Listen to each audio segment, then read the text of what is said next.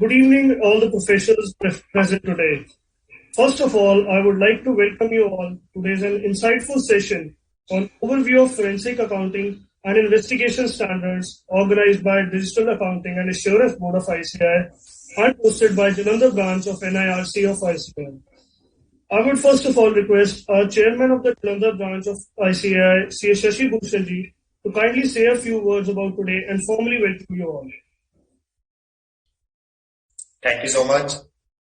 Respected CA Charanjot Nandaji, Chairman Detail Accounting Assurance Board and Central Council Member, and Vice Chairman CA Dayanivas Sharma ji, our respected speakers CA Durgesh Pandey ji and CA Uday Kulkarni ji. I, CA Shashi Bhushan, Chairman of Jalandhar branch of NIRC of ICI, feel highly privileged to welcome all of you on this webinar on forensic accounting. Dear members, we are seeing that from past many years, ICI is taking special efforts in the field of forensic audit because this is future of accounting and audit profession. With the automation of many accounting and audit operations, this new area is where we should work hard, and I appreciate the efforts of ICI, DAAP, under the leadership of Nanda sir, and that we are achieving new milestones. So I, on behalf of Team Jalandhar branch of NIRC, wish all of you good luck for great learning. Thank you. Over to CA Param. Thank you, Shashi sir. Since frauds have become global, technologically sophisticated, and fast with the changing times, today's modern auditing also needs customized processes that use intelligent IT. Our institute has been very proactive in this regard and has enabled our country to become the first country in the world to bring out forensic accounting standards. We all must be wondering by now what exactly are these standards and how we can bring them into our practice.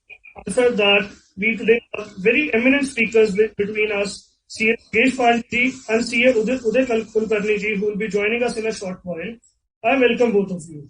But before beginning with the session, I would like to also welcome our two Central Council members, Charanjot Singh Nanda ji and C. Dayanivas Sharma ji, who are also the chairman of the Digital Accounting and Assurance Board of ICI and the vice chairman respectively. C. Charanjot Singh Nanda ji is the senior most council member of our institute, who cleared his CA in 1991, securing 31st fifth position in his intermediate examination. He is currently the chairman of Digital Accounting Assurance Board and Internal Audit Standard Board, and member of various committees of the ICI. He is a great motivational speaker, mentor, and a speaker on various topics who has led the members and the students and given various speeches on various topics. I know one thing for sure: when Nanda sir speaks, the world listens. Nanda sir, I would like you to grace the audience with a few words and tell us about today's webinar. Thank you, Paramjot ji, my very respected co-chairman, my younger brother CA Dayanivas Sharma, a man who has worked with them his entire career and is very keen to bring new changes to make it more happening. The chairman of Jalandhar branch, the host branch, CA Shashi Bhushan, again, I know him over so many years and his intention to perform for the profession is profound.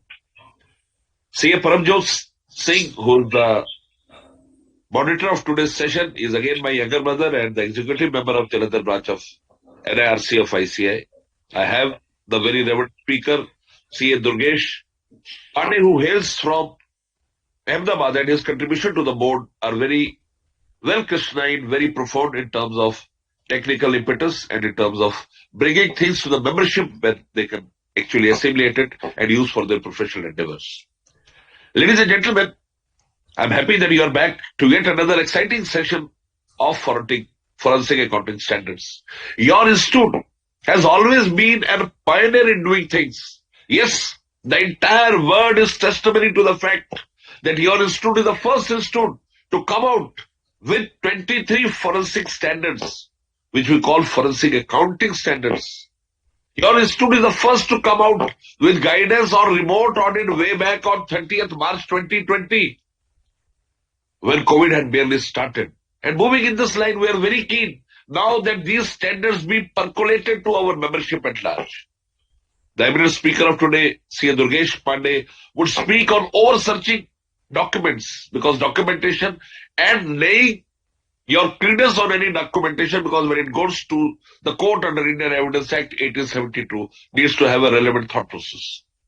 He will also speak on standards or key concept from 100 series, which will say an entire line of various terms which have to be defined in terms of forensic standards. He will also speak on standards on engagement management, which is 200 series. So engagement letters, systems, working, scope of work, limitation of scopes. There is a lot of areas which Mr. Durgesh will cover, and I know him with his lucid style of presentation and overflowing ideas. He can very well gel the entire thing for the benefit of membership at large. The second speaker today is CA Uday Kulkarni.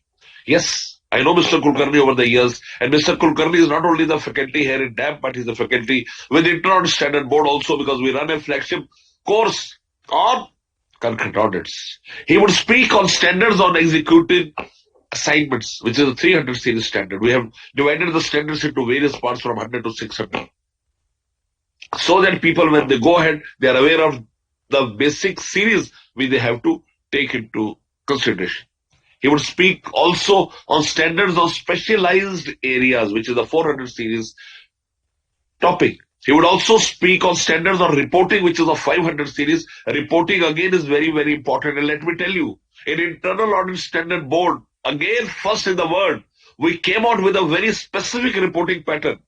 Either you give total assurance, but we said if you don't get proper documents from the client, you can always give a limited assurance, thereby stopping or stopping the liability that may be ultimately conferred upon a chartered accountant by a third party. So if you don't get proper documents, you can always give a limited assurance to the entire assignment which you are undertaking.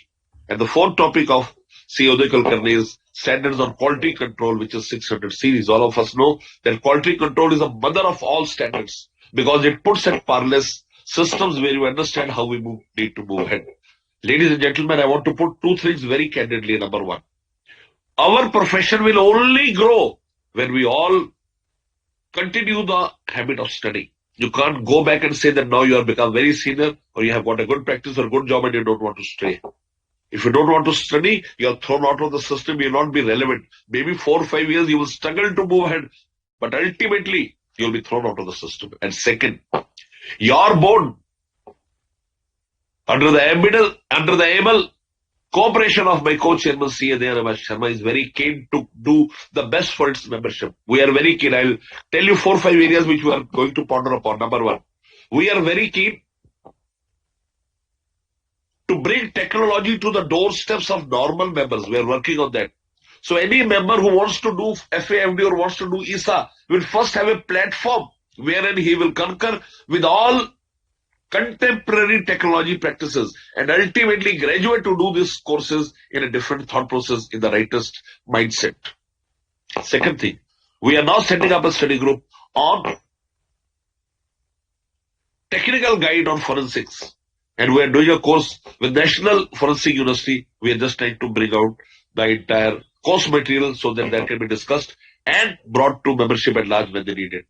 We at the board are very keen to do courses on blockchains, on artificial intelligence, on data analytics, on Internet of Things. We have host of things, and you are welcome to give us any idea, any specific area where you want our influence, and we promise you that that shall be done.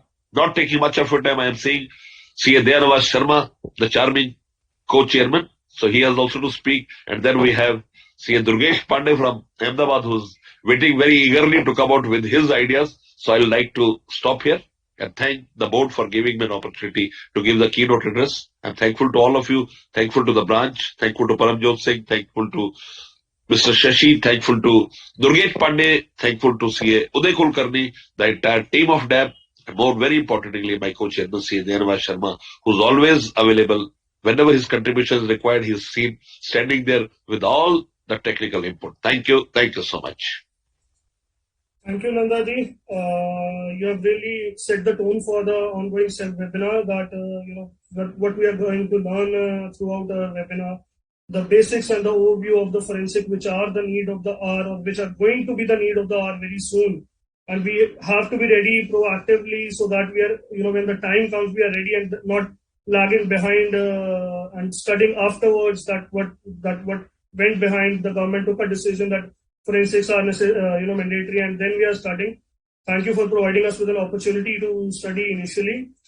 Now I'd like to formally introduce our Vice Chairman, C. Dayanivas Sharma sir, who has over 20 years of experience in the field of auditing, accounting, corporate restructuring, valuations, due diligence, transaction advisory services, and other financial management services.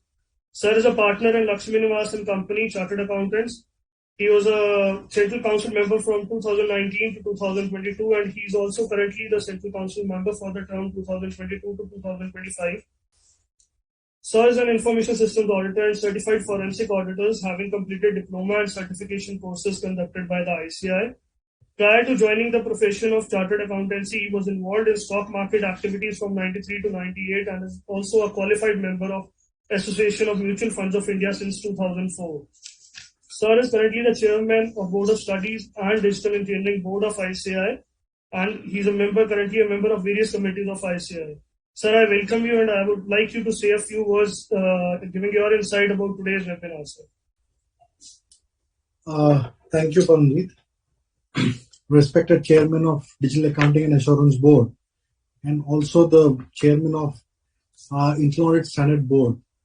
I think, Nandaji, you are the only brave person in our ecosystem of council members who could actually think about combining these two committees to make it more, lucrative.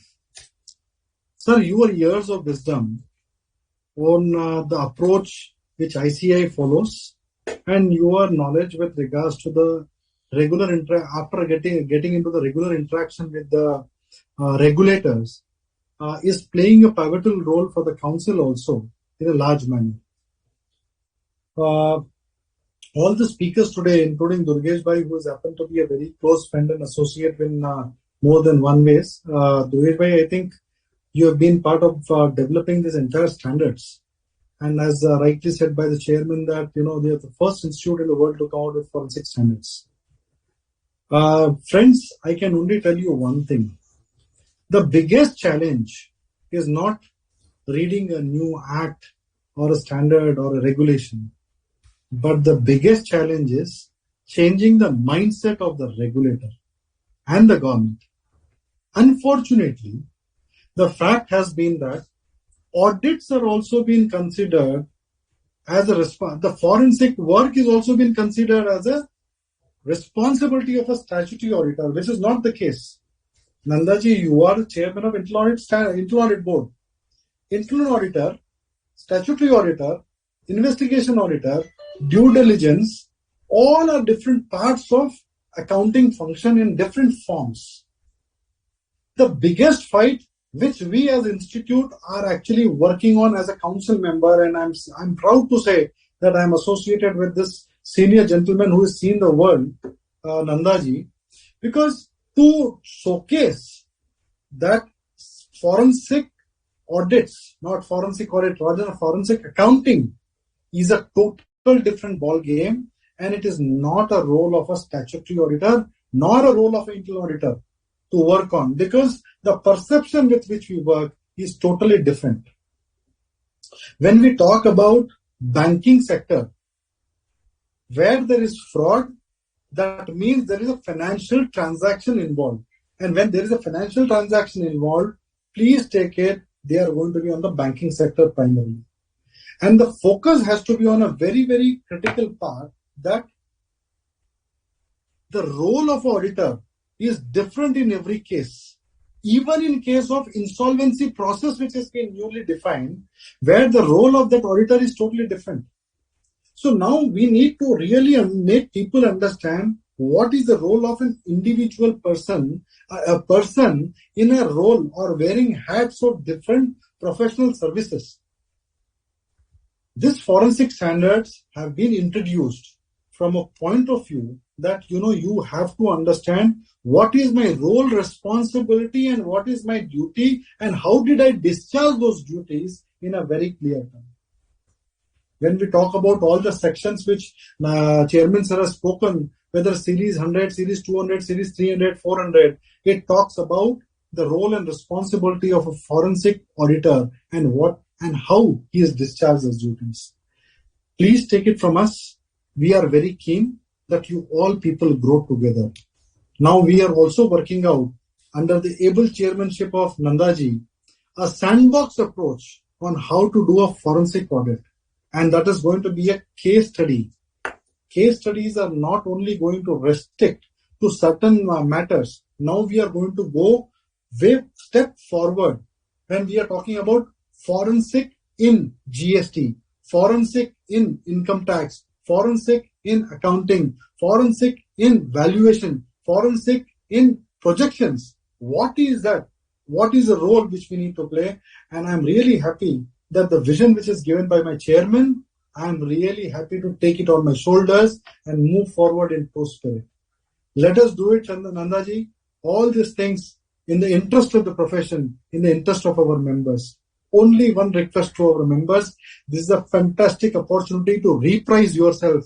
Don't undercut and don't price less, because this is an exclusive service which we need to take more responsibilities on our head and deliver facts, not opinions. That's it. Nothing more from my side. Thank you very much, Chairman Sir, for giving an opportunity. Yes, I missed out 2 of the sessions because of my family, other commitments, but I come every week with you to just share our views and our vision with all our members. Thank you, sir. Great, Deabai, for a very scintillating session. People are all very happy with your guidance. Let us move ahead for betterment of this profession at large. Over to Paramjotji. Thank you, Deabai. Thank you, Dayanamar sir. I'm sure whatever you have said has touched the hearts of the members, and they'll always also be, introspecting that when they are wearing, as you said, when they are wearing different hats, their responsibilities and roles are different. And we are truly at crossroads with the government, but I'm sure with the able leadership of leaders like you and Nanda sir, the government part will be handled, but the members need to be aware, what's going on and what needs to be done at the membership level. Now, without taking much of the time, I'll like to introduce our first speaker of the day, C.A. Durgesh Pandeyji. C.A. Durgesh sir is a chartered accountant and founder partner of his firms DKMS and Associates, which is based at Ahmedabad. He's a certified fraud examiner from ACFE USA and is pursuing PhD on the topic Forensic Analysis of Financial Frauds from Gujarat Forensic Science University. He has more than 12 years of experience on advising clients on all legacy fields in audit in his past. His exclusive practice is in the domain of forensic audit and investigation of financial crime. He has conducted fraud examination in multiple countries. He is impaneled by enforcement directorates of Government of India, Economic Offence Wing, Anti-Corruption Bureau for the Government of Gujarat for the investigation of financial crimes. He has conducted investigation for numerous law enforcement agencies and conducted fraud examination and incidents reporting for various corporates. Sir has trained IAS officers, ICLS officers, Enforcement Directorate, Anti-Corruption Bureau, Local Crime Branch, police officers of about 30 plus countries on investigation of financial crime. Sir is a regular trainer at PSBs and National Institute of Business Management on these topics of financial forensics and investigation. Sir is a part of the expert group for syllabus framing and faculty for a flagship course of the ICI Forensic Audit and Fraud Detection and has lectured across length and breadth of the country. Sir has given a lecture to more than 7,000 plus chartered accountants on this particular topic. I think we are really honored to have you here today, sir, on this webinar. I would not waste any more time, and I'll hand it over the stage to you, sir, for your topic. Thank you. Thank you, Paramjotji. Thank you very much. Some quick pointers. First of all, the standards are benchmark standards. They are a landmark effort. I was part of the drafting committee from very beginning, and the amount of work that has gone and the interest of the council members. I have been part of earlier exercises also, but then this lockdown has given something good, which is in form of standards. And every Wednesday we used to be there. It was like a scheduled office meeting where we used to be there. We used to start at 4. Technically it was from 4 to 6, but it never ended at 6. It always used to go beyond 6. And hats off to the leadership team led by Nandaji, Daya sir. They have been hands-on right from very first day, and now it's the time to propagate these standards to the members and as well as the regulators. The regulatory acceptance is something which is need for the hour, which will probably give a different level of credibility to the standards. Yes, I am very proud to say that these are the first full set of standards which are framed anywhere in the world. So, in the social media has its own ills and ways. Everywhere we get to see that Canadian standards 2006 में थे, US के standards 2012 में थे, तो हम पहला कैसे बोलते हैं? Sir, please understand, we have 23 standards, full set of standards. The American standards are one standard of 4 pages.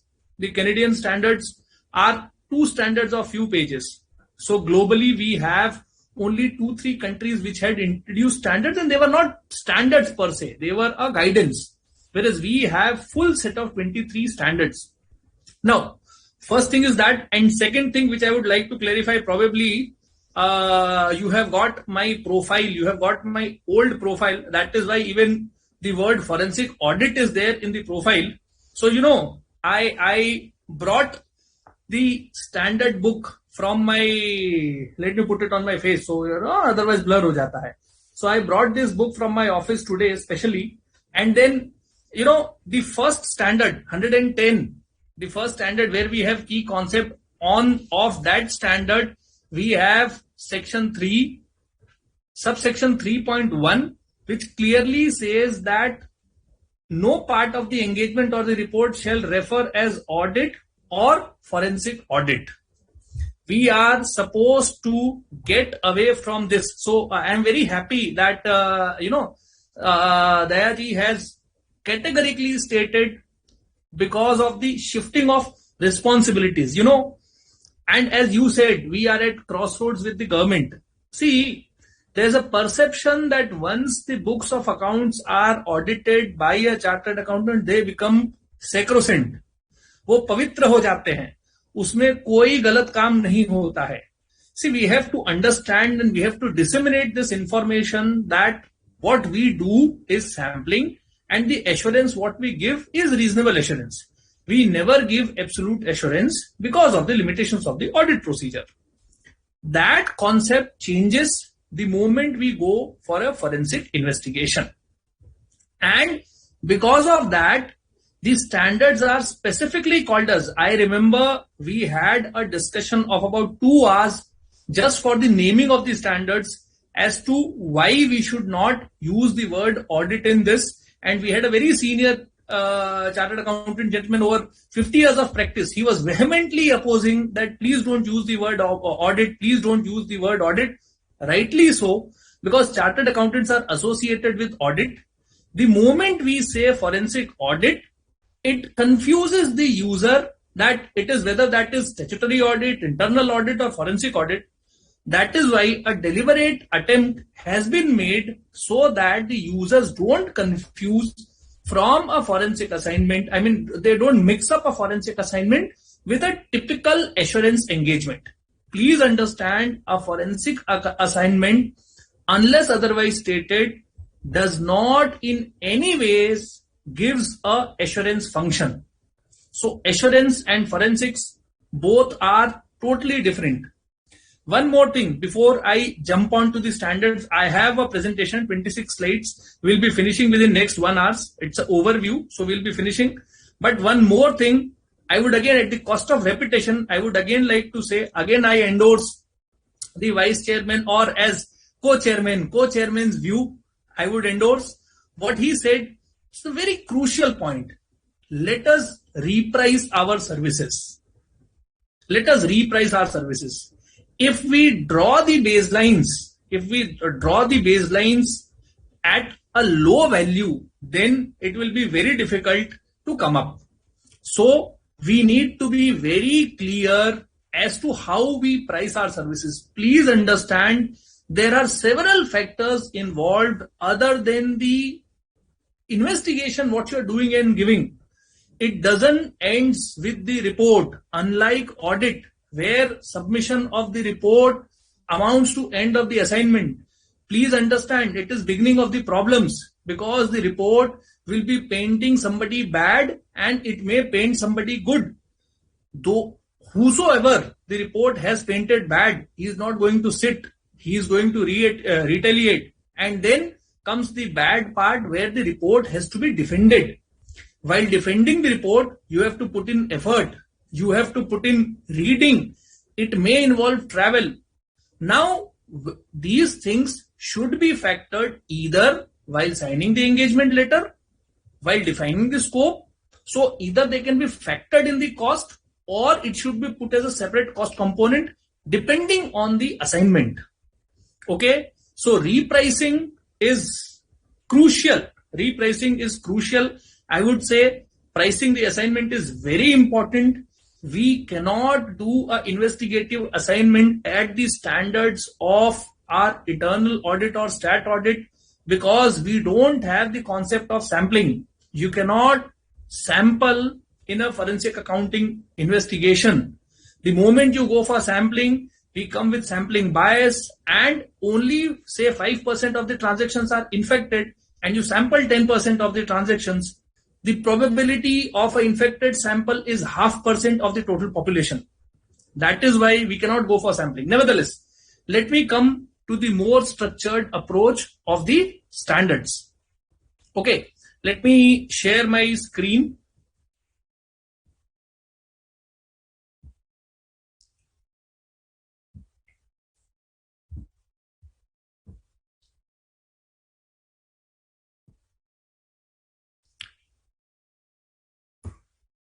Yeah, so quick pointers are standards which we have. These are principle based standards. What is meant by principle based standards? These principle based standards mean that we only have what element of the assignment and not the how. So they are not procedural standard as how you should go for the investigation. Instead, they are for the what element of the assignment. Again, these forensic accounting and investigation standards, they give minimum standards for undertaking a FAI engagement. These are minimum standards. So at the bare minimum, these have to be followed. Now, these standards help the users to understand as to what is the minimum service they will be getting. These standards are also crucial because when you work for any government agency or a regulatory agency, they have certain expectation. Now, where does that expectation end? Or what is the baseline for their expectation? That is also clear through these standards. And whenever we face a practical issue and a practical dilemma, then these standards help us to perform our job. Okay. Now, quickly, this screen is the complete set of standards. So first we have overarching documents.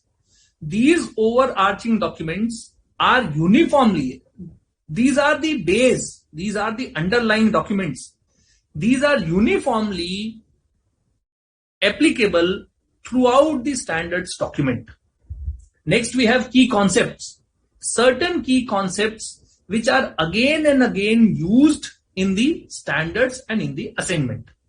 Next, we have engagement management. As to how do you manage the engagement? It starts right from the understanding the objective, acceptance, using work of an expert, communication, so on and so forth. Okay. Next, we have execution standards. These standards are at the best, they guide as to how the work is to be done. But again, These are what? These are again principle based standards. They don't have procedures. They don't say how evidence and is to be collected and how documentation is to be maintained.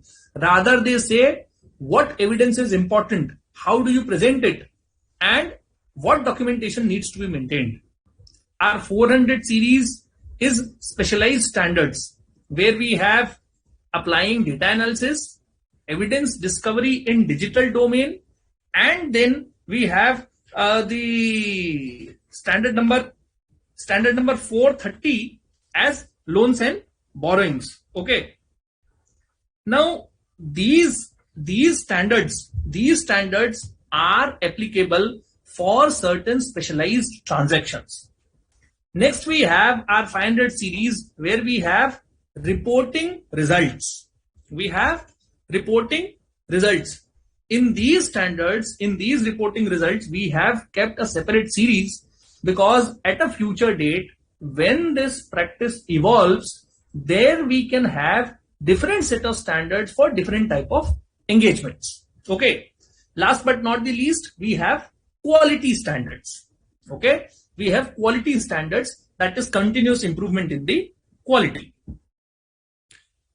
Let us move ahead. The first one is overarching documents. Okay, the first one is overarching documents.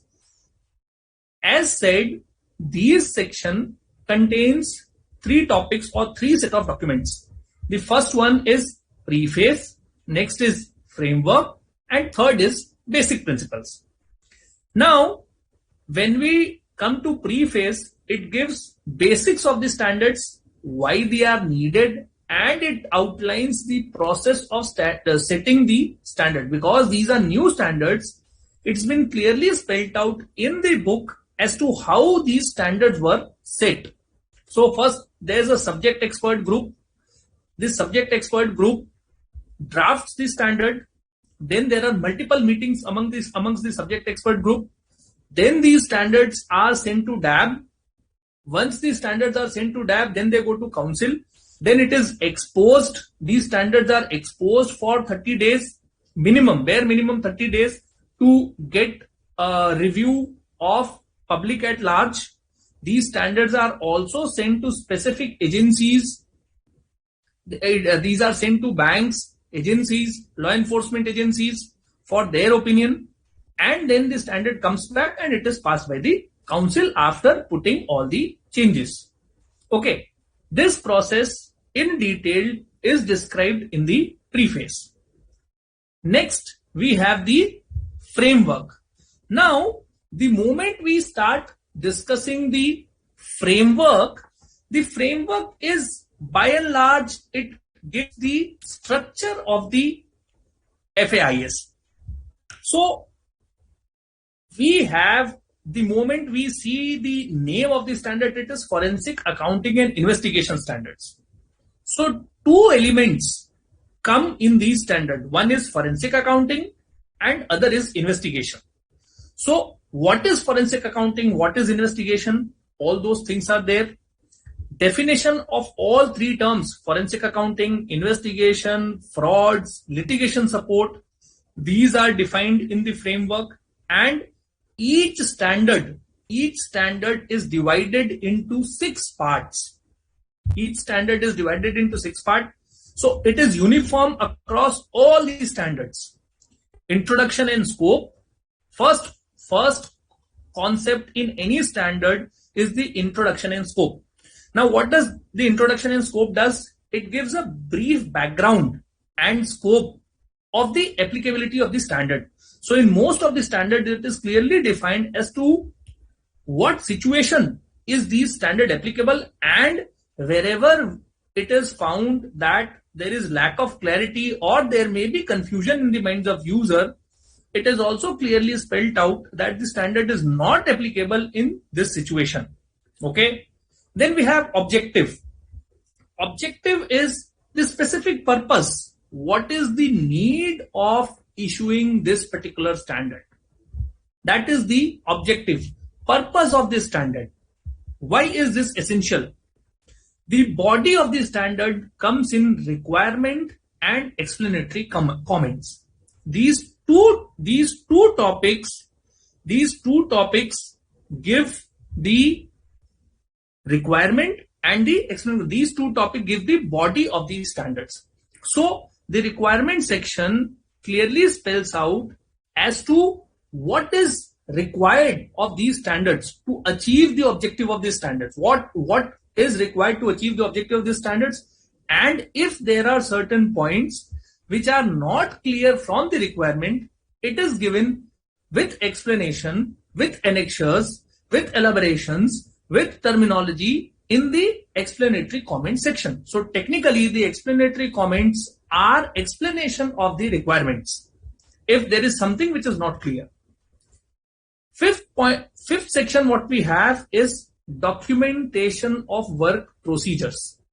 Now when we say documentation of work procedure, the standard itself gives a list of document which is required. The standard itself gives a list of document which is required to demonstrate that the compliance to this standard has been made while doing the engagement, okay, while executing the engagement. So documentation of work procedure will be required, or rather it can be connected to our quality standards, when you need to demonstrate that adequate procedures have been followed while executing the assignment, and each standard has its effective date. Okay, now the effective date is given separately in each standard so that if required these standards can be implemented in a staggered period of time. Okay, in a staggered period of time. As of now, with my limited information, these standards are not mandatory. However, if I am not wrong, I really don't know whether I technically know what is the date of applicability of the standard, but what I understand, probably they may be mandatory from 1/4/2023. Okay. However, it will be widely published. As of now, these standards are not mandatory. Now, when we come to the framework, you can see that the entire standards, they have the 4 pillars: basic principle, key concept, standards, and the guidance note. Now the how part, which is left in the standards, which is not defined in the standards as to how to do this process, this how part along with the examples will come in the guidance note. They will come in the technical guidance, implementation guidance and technical guidance. Okay. And all of these rest on the bed of code of ethics. So the code of ethics has to be constantly followed while executing any assignment. Please understand, these code of ethics are the standard code of ethics which are applicable in the Chartered Accountants Act, and there is also a provision that additional code of ethics may be prescribed from time to time for these technical for these type of assignments. Okay, let us move ahead with the basic principles. Now what you see on the screen are 10 basic principles in any investigative audit assignment. Yeah, before that, let me discuss the 2 definitions. Why forensic accounting and why investigation? What is the difference between both of them? Why we have taken 2 nomenclatures in this? See, I'll tell you, forensic accounting is typically discovery and evaluation of evidence by a professional to interpret and communicate the findings suitable for court of law. So the word forensic comes from the Latin word forensis, meaning acceptable before forum. So the purpose is in any forensic accounting assignment is to discover evidences, and such evidences should be acceptable in a court of law. Whereas in case of investigation, it is not just financial document. Investigation can be systematic and critical examination of facts, records, and documents for a specific purpose. Very simply, if I can give an example of falsification of stock, or a sexual harassment case which has happened in the company, and you are investigating that. If that is investigated by a chartered accountant, by a member, these standards needs to be followed. So if you see at a broad level, forensic accounting would be applicable for most of the financial transactions, whereas investigation can be used in the operational transactions, operational frauds. Okay, let us move ahead.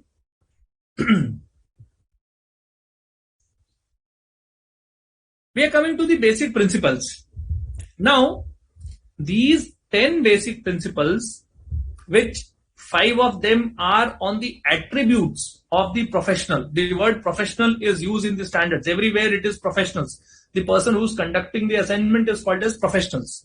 These standards, when made mandatory, will be binding on the members. Okay. So 5 of the basic principles are for the attributes of the member. Okay, attribute of the professional, and other 5 are for the conduct of the professional. So let us discuss very quickly. Let us discuss one by one. We come to independence. Independence, as we all know, is crux of any assignment. So we have to, and if you see here, we have so many basic principles which point towards independence. We have independence, integrity, objectivity, due professional care, skills and competence. All of them point towards independence. Independence of mind, independence of thought, independence of deeds. Okay, so independence is absolutely important, and this independence has to be constantly demonstrated throughout the engagement. Okay, throughout the engagement. Next comes integrity and objectivity. Now, the professional, because most of these assignments come with a dispute, it is very important that the professional doesn't has a clouded mind and clouded judgment. He has to maintain absolute objectivity, and he has to have very high level of integrity. Again, in many instances, rather in my case, 90% of my assignments are from law enforcement agency. We are mostly investigating from the prosecution side. That is the Enforcement Directorate, the Central Bureau of Investigation, the Central GST Intelligence, and Anti-Corruption Bureau, Economic Offence Wing, so on and so forth. So most of our investigation are from the law enforcement agency side. The moment we have law enforcement agency, then independence, integrity and objectivity become altogether more important. This you can also see when we discuss the standard where we have engagement with law enforcement agency. Okay, so that is integrity and objectivity. Next comes due professional care. Now, see, due professional care technically means that the investigator, or rather the word used is professional. The professional should exercise reasonable care while executing the assignment. Please understand that in the entire assignment, there will be claims, counterclaims, allegations, counter allegations. So due care and measures has to be taken, due care and measures has to be undertaken so as to you demonstrate that independence is there, integrity is maintained, objectivity is maintained, confidentiality is there, everything. So due professional care needs to be taken. Next comes confidentiality. Yes.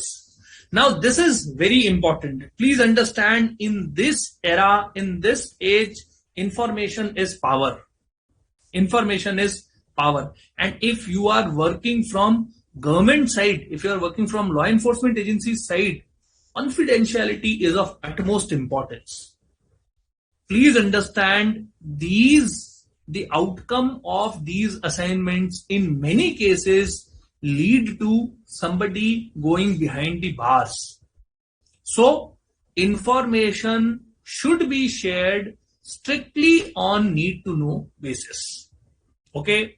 Next comes skills and competence. Now, what do we mean by skills and competence? See, as the domain is very wide, okay, as the domain is very wide, the the type of assignments that we get requires necessary skills and competence. Like, I'll give you an example. Today, probably in last 4 or 5 days, I am getting call from a very large cooperative bank where one of their account is supposed to turn bad. It has not turned bad, but then there's a dispute amongst the partners, and then the account will be turning bad. The partners have requested to take possession of the stock and the building. Now the stock is worth 50 crores. The bank wants an independent valuation of the stock so that at a future date when there is dispute, they want an independent valuation from a chartered accountant stating that the stock is this much. Okay, the stock is this much. Now, in an assignment like this, where we regularly give stock audits, we have to ensure that we only accept the assignment if we have sufficient skills and competence to value the stock in case of a litigation. Please understand, this totally becomes different from the stock audit assignment. I am not telling that in stock audit you don't need skill and competence. Of course you need skill and competence. But if everything is going good, if the books of accounts are maintained in order, if the directors and companies officials are not closed or averse, or there's no animosity amongst them, if the account is running well, if the service of debt is happening good, then you have no reason to suspect that there is something wrong happening in the company. So there you can go for random sampling of the large stock items and you can form an opinion, you can give a report. Now in this case, a litigation is anticipated. It is only a matter of time, probably a few months down the line, there will be a litigation. Now in such a case, if I don't have a technical person in my team who has that domain expertise and who goes there and does a thorough investigative audit and a thorough valuation, then I'll be landing in soup. Because, when the account will turn bad and when there will be mudslinging amongst the borrower themselves, amongst the borrower and the bank, then we will be made the scapegoat as to, based on report of Messrs. So-and-so chartered accountants, we have come to the conclusion that value of stock is this and this. So we have to have adequate skills and competence to execute the assignment. Only then the assignment is to be taken. Next comes contextualization of situation. See, simply put, what is contextualization of situation? See, you cannot investigate in isolation. ऐसा नहीं हो सकता है कि इतने ही portion का आप investigation करिए, बाकी हम देख लेंगे. ऐसे फॉरेंसिक असाइनमेंट्स नहीं होते हैं. पूरे सिचुएशन को समझना पड़ता है. You have to get a context of whole situation. What may be a innocent mistake in an internal audit or a statutory audit may be a deliberate attempt to cover a large scale fraud. So the context is very important. Chalo, let me give you a very simple example of contextualization of situation. See, if you start seeing a serial from season 2, episode 5, will you get what is happening in the serial? Will you get what is happening in the serial? The answer is no. Mirzapur second season का चौथा episode अगर हम शुरू करेंगे तो हमको characters ही नहीं पता है क्या हुआ है क्या नहीं हुआ है. That is why they have a system of recap. They give a recap so that you get a context as to what is happening. That exactly means that we have to have context of the entire scheme of thing. Had this stock audit assignment come to me in regular course of work without telling me the facts that there is dispute among the partners, we are going to repossess the stock, had that come without telling this, then the assignment would be totally different because I would not be having context of the situation. Next is primacy of truth. Please understand, it is a fact-finding exercise. A investigator, forensic accounting and investigator, a professional, should not and never express opinion. It is clearly spelled out that opinion of guilt or innocence should not be given in the report. The other day, I was having a batch of chief vigilance officers of Nationalized Bank. I entered into a heated debate because they were telling कि आप IBC में जब audit करते हो, transaction audit, insolvency bankruptcy code में जब आप transaction audit करते हो तो आप 49 और 66 इन्वोक करके बताते हो कि फ्रॉड हुआ है. बैंक जब आपको, please excuse me because this was the word that he used, bank जब आपको फॉरेंसिक ऑडिट अपॉइंट करता है तो उस केस में आप फ्रॉड हुआ है ऐसा नहीं लिखते हो. So I was very clear. I told them that in case of IBC, the law itself wants me to comment whether fraud has happened or not. If the law itself wants me to comment, I have to comment. Whereas in case of any other investigative assignment, I am bound by the contract between the bank and me. I am working in a contractual capacity because there is no law for time being in force which empowers me to conduct a forensic assignment. So it is only the contractual relation between me and the banker which dictates the assignment. Now that assignment, even if they say that you are clearly supposed to say whether a fraud has happened or not, still I'll tell you, proclaiming anything as fraudulent means leveling allegations. Unless you have hard evidences, how are you supposed to say that this is a fraud? At the best, you can say that money has been transferred from account A to account B without proper authorization and it is used not for the purpose for which it has been sanctioned. Okay? But telling that it is a fraud, it tantamounts to leveling allegations, which in my humble view, we should refrain ourselves in preparing a charge sheet. We are not supposed to level allegations and charges. Yes, if you have clinching evidence where there is no second opinion, there you may choose to write. But if the evidence are shaky, if that is not the final evidence, if everything is circumstantial, then I would say that you cannot go on leveling allegation just to please anyone, just to please any stakeholder. So primacy of truth is of foremost importance and it's a fact-finding exercise. There should not be any opinion. Next comes respecting rights and obligation. Now, respecting rights and obligation, principally, this basic principle says that an opportunity of being heard should be given to all the concerned parties. Okay? An opportunity of being heard should be given to all the concerned parties.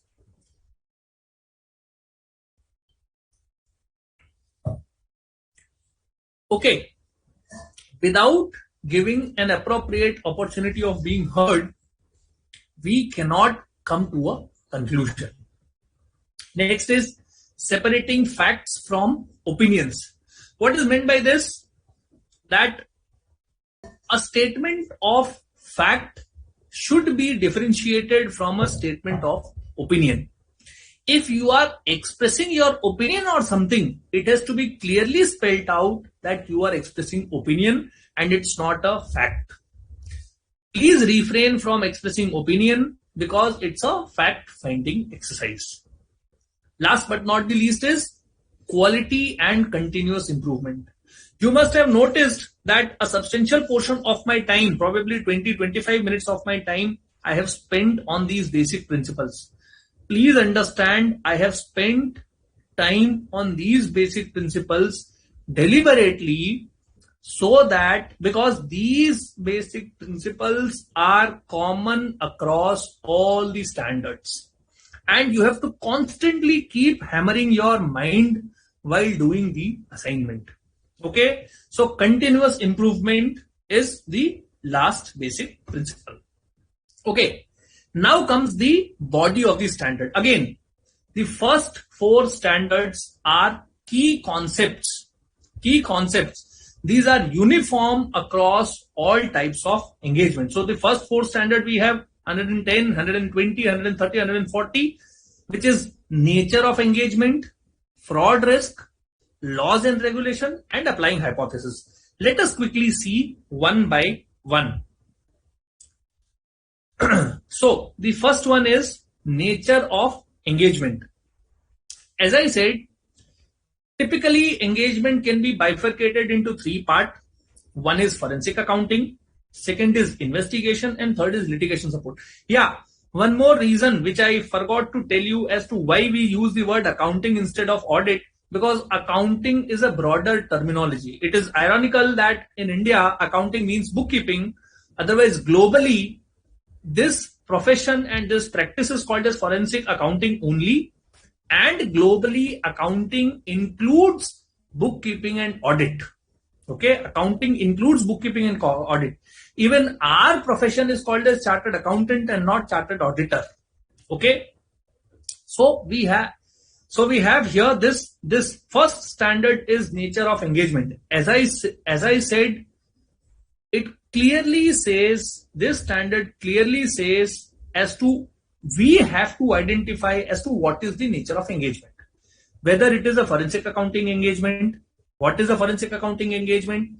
That is whether the engagement is of financial frauds, manipulation in books of accounts, or whether it is an investigative audit or investigative assignment.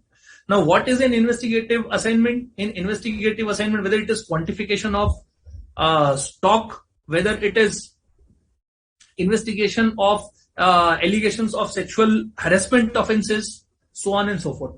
Litigation support is whether we have expert witness, fact witness, and whether the professional has to present himself over a dispute resolution forum. Okay, these all things are covered in forensic accounting, investigation, and litigation support service. Okay, now it very clearly says that we have to clarify the nature and purpose of the engagement. Nature and purpose of the engagement has to say. See, there has to be a matching of goals.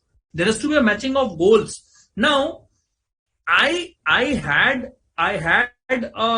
had somebody approaching me where he had dispute with some government company, where the company, it was a listed company, where the listed company was providing money collection services. Okay, it was a utility bill company, money collection services, and it had dispute with one of the government companies.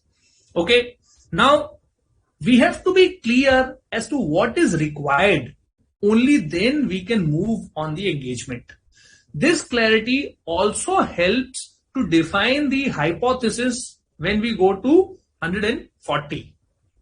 Okay, next is defining the scope and approach, defining the scope and engagement approach.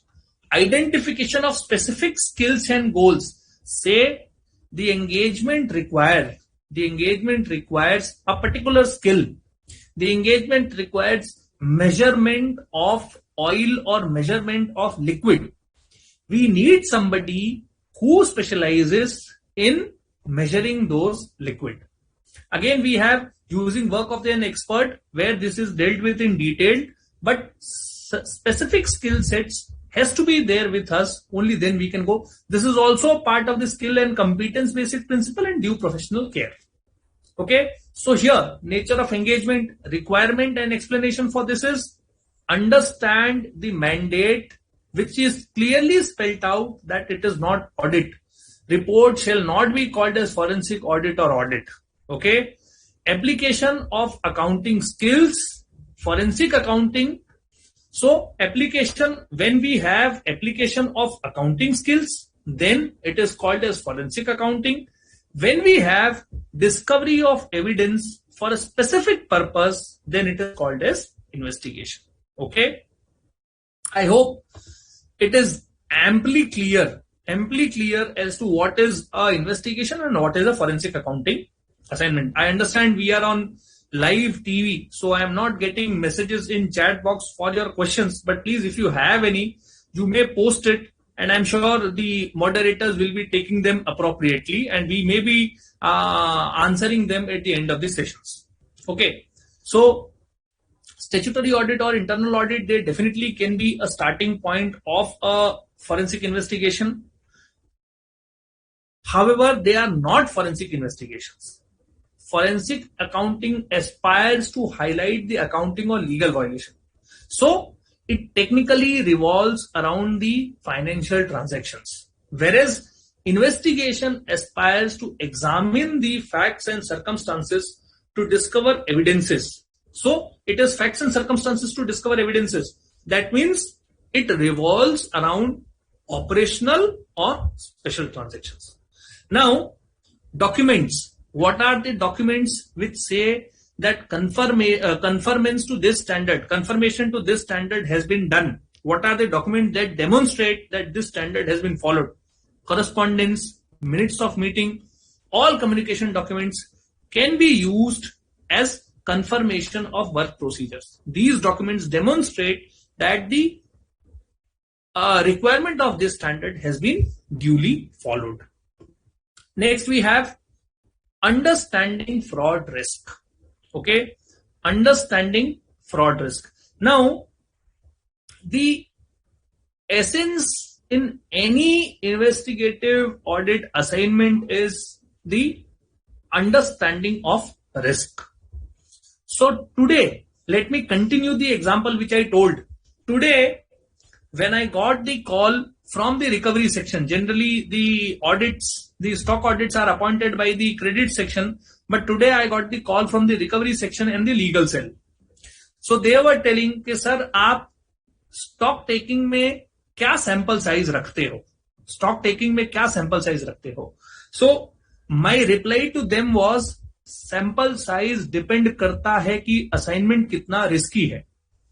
Generally, when everything is good, then a sample size of 10% or 15% is enough to express opinion. Okay, in stock audits.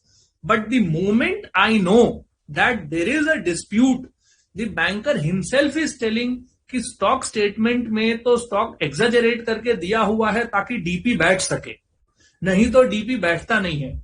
अभी ऐसे situation में sampling कैसे हो सकता है? ऐसे situation में मैं सेम प्रोसीजर जो स्टॉक ऑडिट में यूज करता हूं वो मैं कैसे अप्लाई कर सकता हूं? Now what is meant by this, what do I mean by this example is that you have to understand the fraud risk. You have to understand the fraud risk, and all procedure are to be designed depending on the fraud risk. Okay, depending on the fraud risk. Now, the standard gives a very brief one-line definition of something called as fraud triangle. I am sure we must be having lots of people who have studied FAFD. For them, fraud triangle is not a new concept. In FAFD, it is, fraud triangle, you understand the three legs of fraud triangle is pressure, opportunity, and rationalization. When these three things come together, then there is a financial fraud. Instead, whenever there is a financial fraud, all these three things would be there. Okay, that is the fraud triangle. The likelihood of happening or not happening something is the business risk, and then you have to find the sweet spot of business risk. Sweet spot of risk, because beyond that the business becomes riskier. Less than that risk, you are not operating to your full capacity. Okay, the objective here is to understand the vulnerability, and you prioritize the high risk areas. Okay, you understand the vulnerabilities and you prioritize the high risk areas. Okay, so fraud risk assessment is essential. This risk assessment is essential in any engagement so as to determine what shall be the priority. Okay, so most vulnerable areas to be emphasized. This is again when we go to engagement standards as to how the engagement work performance, how the work is to be performed. Then 330 takes a reference as to the most riskiest area should be emphasized first. Okay. Now, please understand, I again and again say that the difference between audit and forensic investigation is that in case of audit, we are supposed to find material misstatement. Whereas in case of investigation, please keep it in mind that deliberate attempt has been made to hide the fraud. For every deceitful debit, there will be a commensurate credit so that the deceitful debit is not searched. In 95% of the cases, please, I am quoting statistics. In 95% of the cases, efforts are put in to conceal the fraud. This makes the job altogether very difficult because consciously the fraud is concealed. Okay. Now, once you understand the complete fraud triangle, then try to find out the incentive and the opportunity. Okay. The incentive and the opportunity as to what did the person gain from that assignment or how was the opportunity available.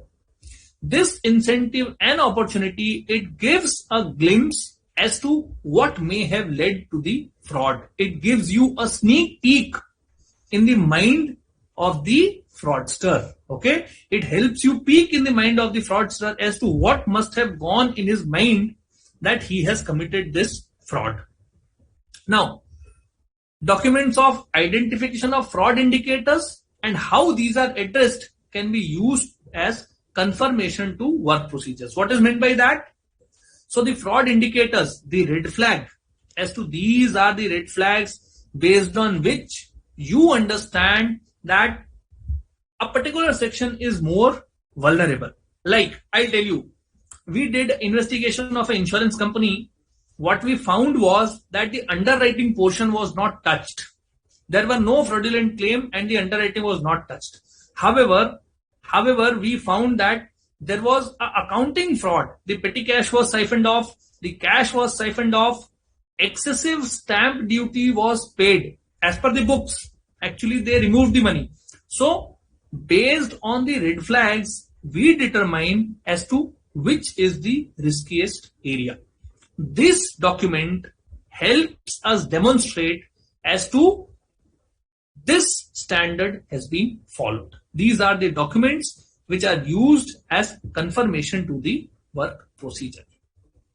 Now comes laws and regulations. See, any assignment can either be, it can overflow out of two things. It can either be in accordance with a specific law, okay, in accordance with a specific law, or if there is no specific law, then it can be as per contractual arrangement with the client.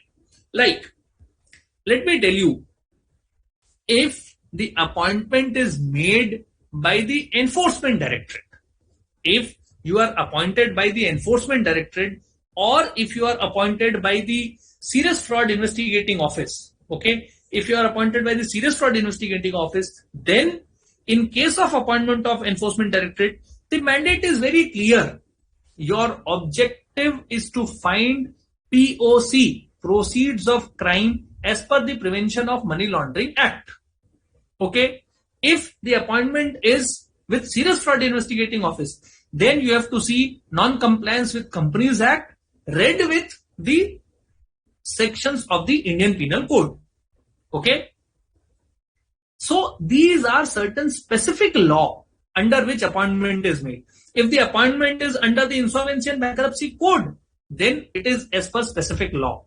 However, if the appointment is to find whether the storekeeper has systematically removed the stock item and sold it, or if there is a procurement fraud that the purchase manager has purchased the goods at higher quantity which is available in the market, then it becomes a pure investigation assignment with contractual arrangement with the client. There is no law, no document, nothing except for the engagement letter. All power the investigator gets is from the engagement letter. Okay, is from the engagement letter. Now, the objective is engagement is to be conducted as per the given mandate. Okay, process-driven approach is to be followed. Now, the approach is to identify and report the violation of law. That is in the specific law. To identify and report the violation of law, or it has to be the strictly contractual terms and conditions have to be strictly followed. Okay, as we discussed, if the appointment under specific law, engagement should be in line with such law. For contractual appointment, engagement shall not be contrary to any law for time being enforced. So it's also important, not just the contract, at the same time, it's also important that it should not be in contravention for any law. I got a call from a foreign country where it was a matrimonial investigation, where one of the spouse wanted me to investigate the property of the other spouse here in Gujarat, in India. He gave certain details and he said that please search whether my spouse is having certain assets in Ahmedabad, in Surat, in Baroda, in Gujarat. Okay, if you can search from the land records, if you can use the PAN number, and if you can get the bank details, I'll be giving you the bank number. I refused because this is violation of laws of privacy. We are not supposed to get that information. Legally, I cannot even solicit. Legally, the banker is bound not to share such information. So, the engagement at the same time shall not be contrary to any law for time being enforced. Okay, process-driven approach essential to identify and report the significant deviation. The process-driven approach is to be followed. Complex issue should be dealt with assistance of an expert. So, more often than not, you will notice that such assignments cannot be completed without an expert. We were engaged by a company for, it was a large scale, it was a large amount. We were engaged for vetting the cost, where it required highly technical skills of valuation. So we flatly refused, stating that we will be giving the report and putting a paragraph that all the vetting that we have done is based on the financial records only, and we have not visited the premises. We cannot comment upon the reasonability, appropriateness, or even existence of the assets, because these were all very sophisticated assets. Even the software which they bought, the software costed about what? 18 crore Indian rupees. The software was about 18 crore Indian rupees. So how are we supposed to say as to whether it has come, whether it is the complete package, whether all the add-ons have been received? We simply would say that invoice number so-and-so, rupees so-and-so, software so-and-so, as it is called, has been received by the company. That is what we can do. Okay. Here we need experts who understand these technicalities. Okay. Complex issues should be dealt with assistance of an expert. We have standard 230 as to how experts are to be engaged. Okay. And what needs to be told to the expert. Principle of natural justice plays a key role to add authenticity and impartiality of investigation. Please understand, you are not a parrot of your client. The report has to be unbiased and impartial.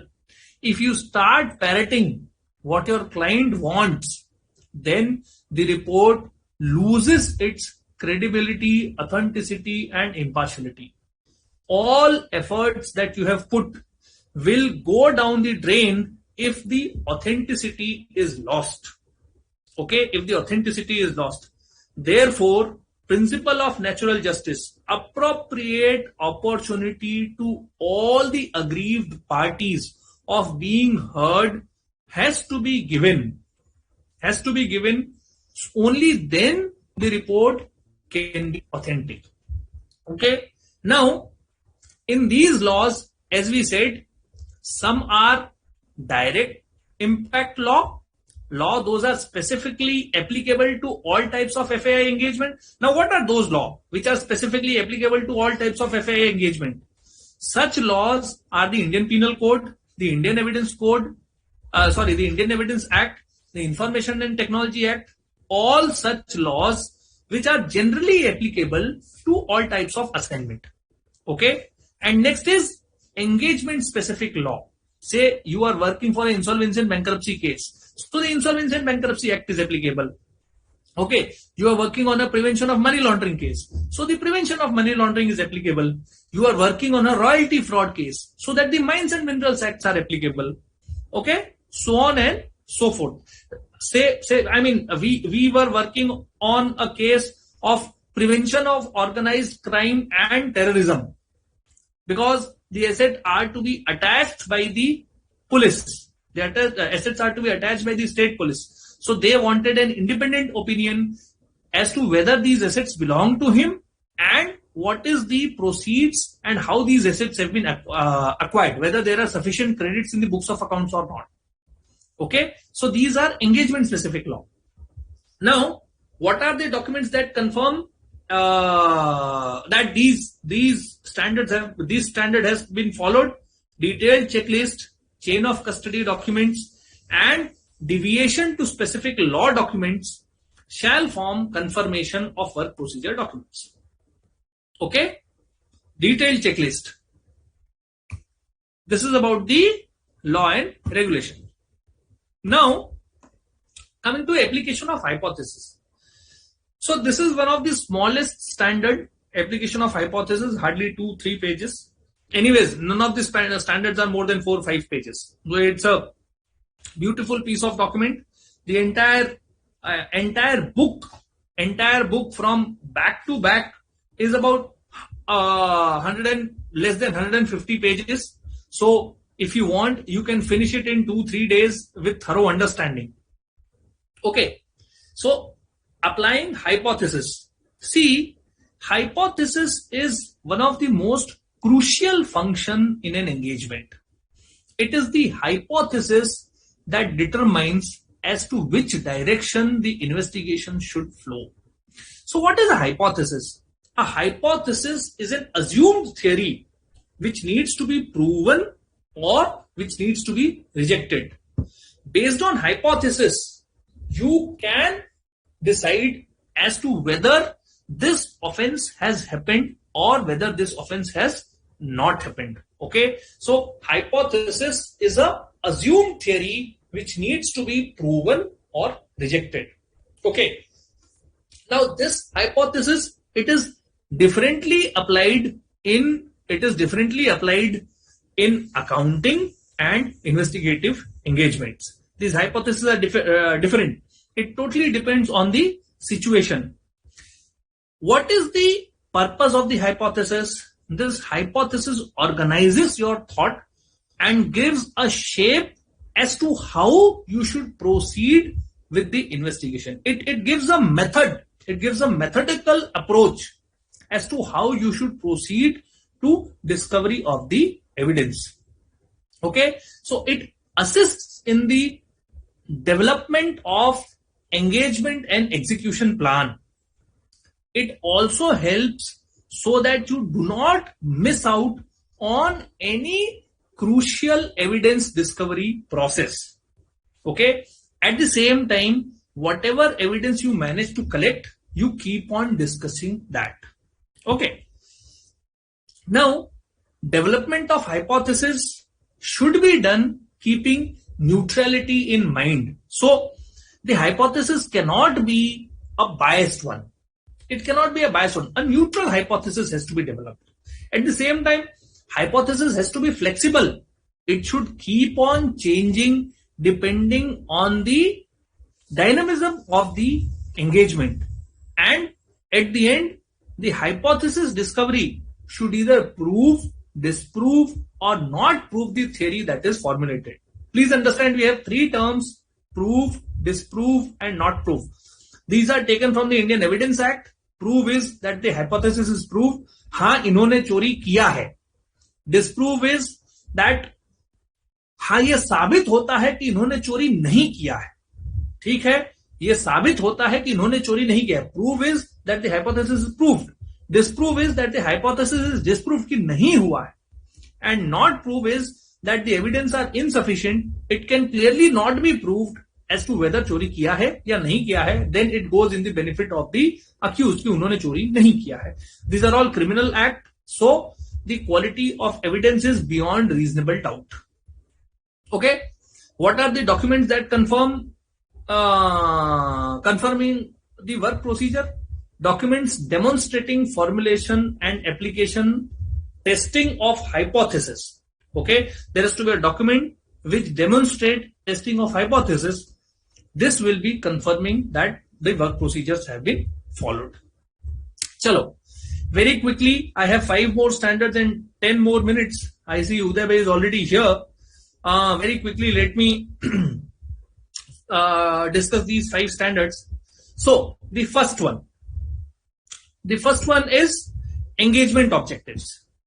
See, we have to clearly define as to what is the purpose of the engagement. That has to be documented as to what is the purpose of the engagement. The scope has to be determined based on the purpose of the engagement. Based on the purpose of the engagement. That purpose is the objective. Scope has to be defined in line with the objective. Again, deliverables, that is the expected outcome, should also clearly be spelled out in line of the objective. Okay. Now please understand, the objective cannot determine the outcome. ऐसा objective नहीं हो सकता है कि आप report दें कि उन्होंने चोरी किया है. So the objective should not be tied or it should not be designed to commit any particular outcome. Okay. However, the professional can draw reasonable conclusion based on the evidence discovered. If the evidence are pretty much clear, then the statement can be made by the professional. Now, what are forensic accounting services? Forensic accounting services possible objective is to highlight any accounting or legal violations. Okay, accounting or legal violation.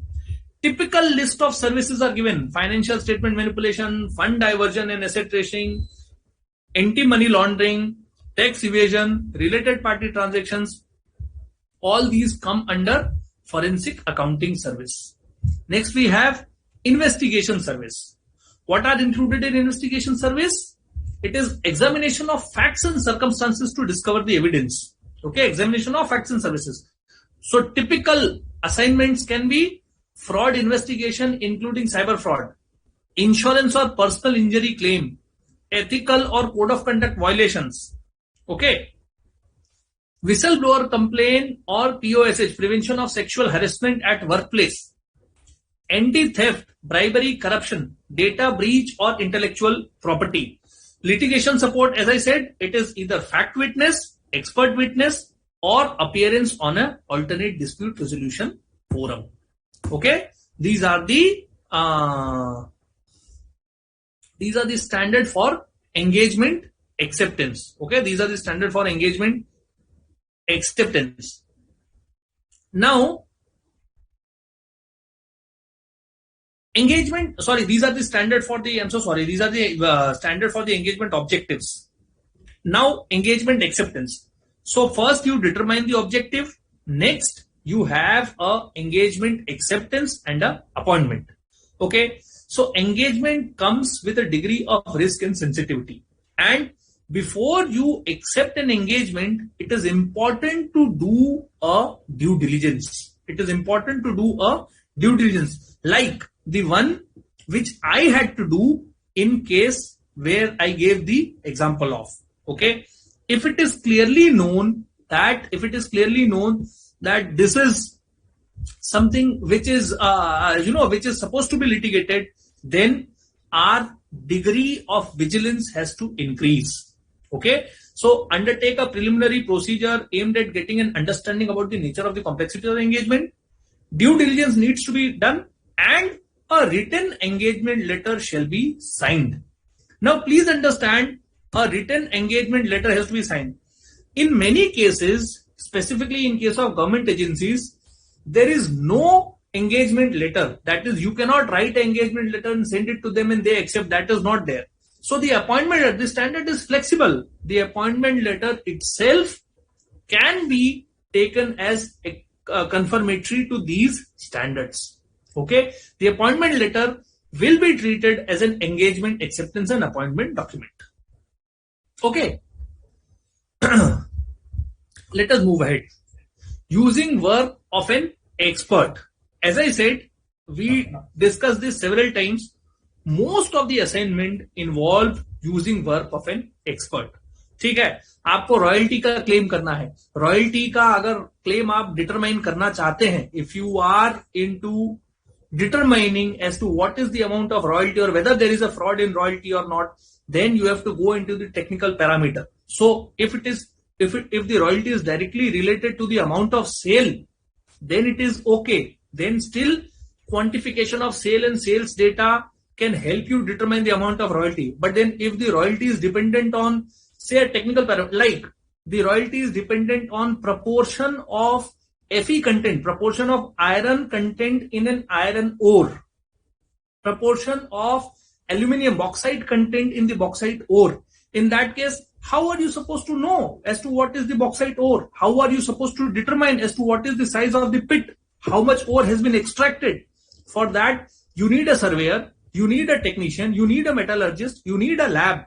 So, using work of an expert, there we need to use work of an expert. Now, the expert that we need, there can be two situations. Either the expert can be hired by us, that is the professional, or the expert can be appointed by the client. Okay. Now, when the expert is appointed by the professional, then qualification, credential, everything has to be checked. If the professional expert is appointed by the client, principal client, then the professional should have say in selecting the qualification credential. Again, scope, deliverables, work performed, everything has to be made clear to the expert. Ultimately, any work that the expert does is the responsibility of the professional. The professional should ensure that he has sufficient service level agreements. So either he should have all the documents and records, because when he is called to testify in a court of law, he is supposed to have all the documents and record. If he is not having the documents and record, or if the expert is reluctant to share his documents and record, then there has to be a service level agreement as to whenever he is called upon to present the expert's document and record, then the expert has to be present. Okay? Because ultimately, it is responsibility of the professional who's undertaking the engagement. Okay, it is his ultimate responsibility. Chalo, coming to engaging with agencies. Now, this is a very tricky area. Engaging with agencies, it is the law enforcement agencies or the sarkari agencies. Okay, in many cases, the professional is expected to closely work with various regulatory agencies. These agencies can be law enforcement agencies, regulatory bodies, or adjudicating authorities. So, law enforcement agencies like Enforcement Directorate in CBI, regulatory body is like TRI and IRDA, okay, or Reserve Bank of India, adjudicating authorities like NCLT and high courts and various other courts. Also, it includes the arbitration tribunals and everything. Okay. Now, whenever you are engaging with an agency, please understand it becomes a different ball game.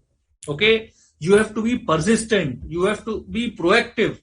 And the basic principle, as I said, the basic principle of independence, objectivity, integrity, confidentiality, this becomes altogether more relevant. This becomes altogether more relevant. So scope and planned procedures should be clearly spelled out as to this is something which we can do and this is something which we cannot do. Okay. It's also important to understand as to what is the power of that particular agency, because see, anybody can divest only those powers which are divested in him or her. Okay. So if the agency itself is not empowered to do something, please don't put yourself into trouble by doing something which the agency itself cannot do. Okay. So please be aware of the roles and responsibilities in the presentation of facts before the agencies. You should know as to what is your role and what is that can be presented. Okay. Due professional care should be taken with regard to the communication with the agencies. Something which is very crucial is communication with the agencies. Please document everything. Please document everything. The next standard is communication. So I'll speak more on that. So while communication and communication with all stakeholders, it includes the previous one also. For communication with all stakeholders, here there are two types of stakeholders and two types of communication. So the two stakeholders, one is the appointing authority and the second one is anybody other than the appointing authority. Okay. So one is the appointing authority, other is anybody other than the appointing authority. And the two types of communication are essential matters and significant matters. Okay. Essential matters and significant matters. Now, it is always advisable, and the standard also says it's not just advisable. The standard says that the engagement letter itself should have a predefined agreed protocol of communication. What is meant by predefined and agreed protocol? As to all communication will be done on so and so mail ID, all communication will be done with so and so person. This is a predefined and pre-agreed protocol. Okay. This protocol should be approved. We should get it approved by the agency whosoever is appointing. So if it is a private party, it's always good to get the signature.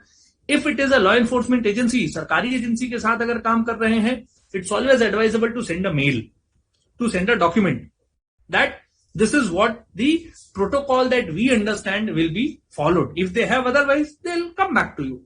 Okay. The form and contents of matter to be communicated and the time frame of communication is totally based on the judgment of the professional. Okay. It is based on the judgment of the professional. Now, two things, as I said, essential matter and significant matter. Now, what is essential matter? What is significant matter? The scope and methodology comes under essential matter. The written process and protocol comes under essential matter. Engagement fees and resourcing constraint comes under essential matter. But anytime when you face stress, anytime when you face prevention or excess of withholding of information, anytime when you see lack of cooperation, this becomes significant matter.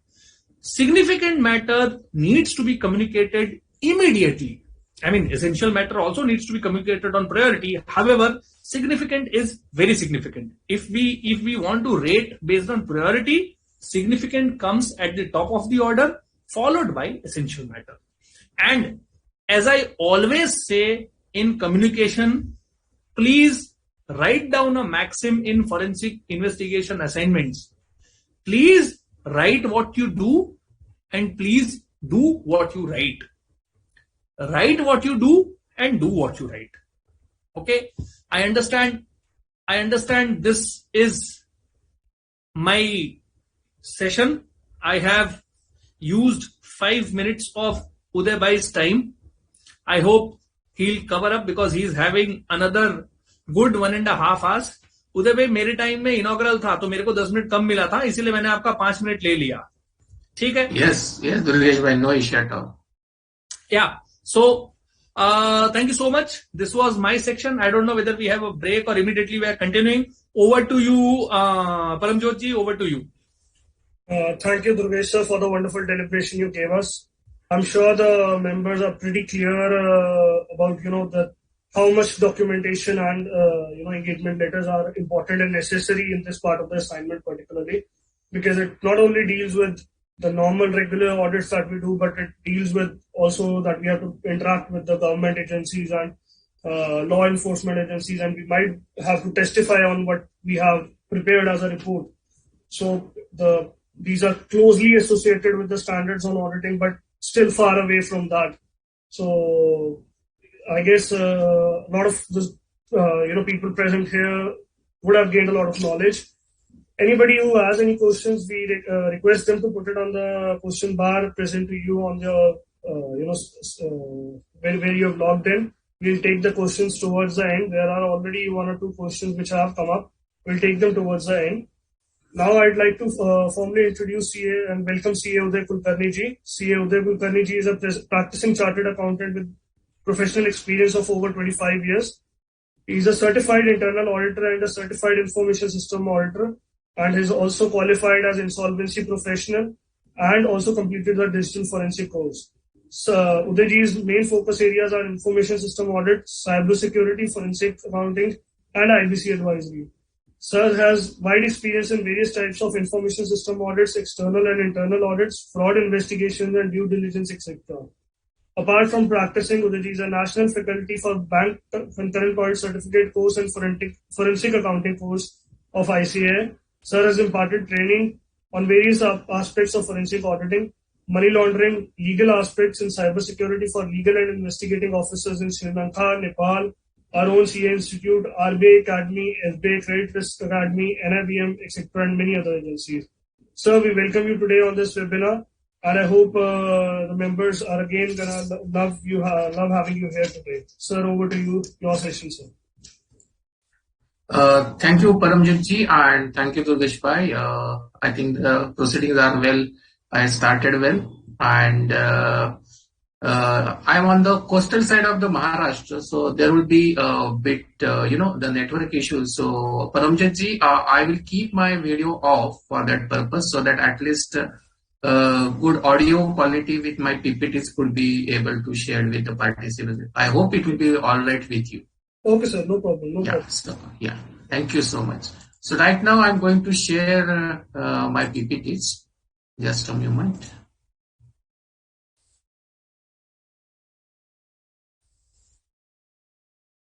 So going ahead, it's foreign accounting and investigation standards. Many of the times, the forensic professional, they do have a question in their mind that how to exactly approach the assignment. That is their concern, because I hope the Durgesh bhai might have been already told you that the forensic accounting and the auditing work is totally different scenarios. Even though you may find the list of the standards which are appearing in this 300 series, they are quite similar to the auditing standards, but that is not the case.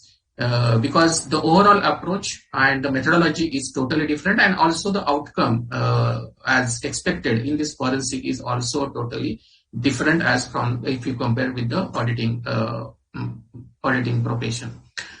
On that ground, all these 300 standards, all these standards are basically related to the performance of the assignment related standards, performance of the engagement related standards. And hello. Yes, sir, we are able to hear you. Yeah. Okay, fine. That's breaking initially, but fine. Yeah. Okay. So these, we can say that these are the standards which are related how to perform the assignment, how to perform the engagement. So starting with that, the first standard with which we are going to deal that is planning the assignment. Of course, the planning everywhere in every assignment we use the planning for whether it is internal audit, whether it is statutory audit or any other assignment. But यहाँ पे planning is having a different perspective. Why it is so? Because in the statutory audit, internal audit, there could be a repetition of similar kind of an assignments. But in the forensic area, you will find that each and every assignment is totally different, because there may be a very rare chance or rare possibility that the two types of the frauds will have the similar kind of a modus operandi, or the two assignments may require the similar kind of an methodology. So every assignment will have a different kind of a modus operandi, different expectations from the stakeholders again here, and that's why the planning is we need to match the planning with the relevant scope or the modus operandi or the expectations from the stakeholders. Now, what is guided here from this standard is that there are two definitions. One definition is engagement related definition, and other is assignment definition. So basically, when you are dealing with the forensic accounting kind of an work, there will be a mandate either from the investigating agencies like the CBI, police, or like the EDs. And the scenario could be a bit different if it is an investigation kind of an assignment, let's say from any company. Because under the investigation could be a larger engagement, we will have a smaller component in the form of the assignment, right? Basically, when you will get the assignment from the particular agency, investigating agency, they will be calling for a particular task to be performed that could be a part of their overall engagement.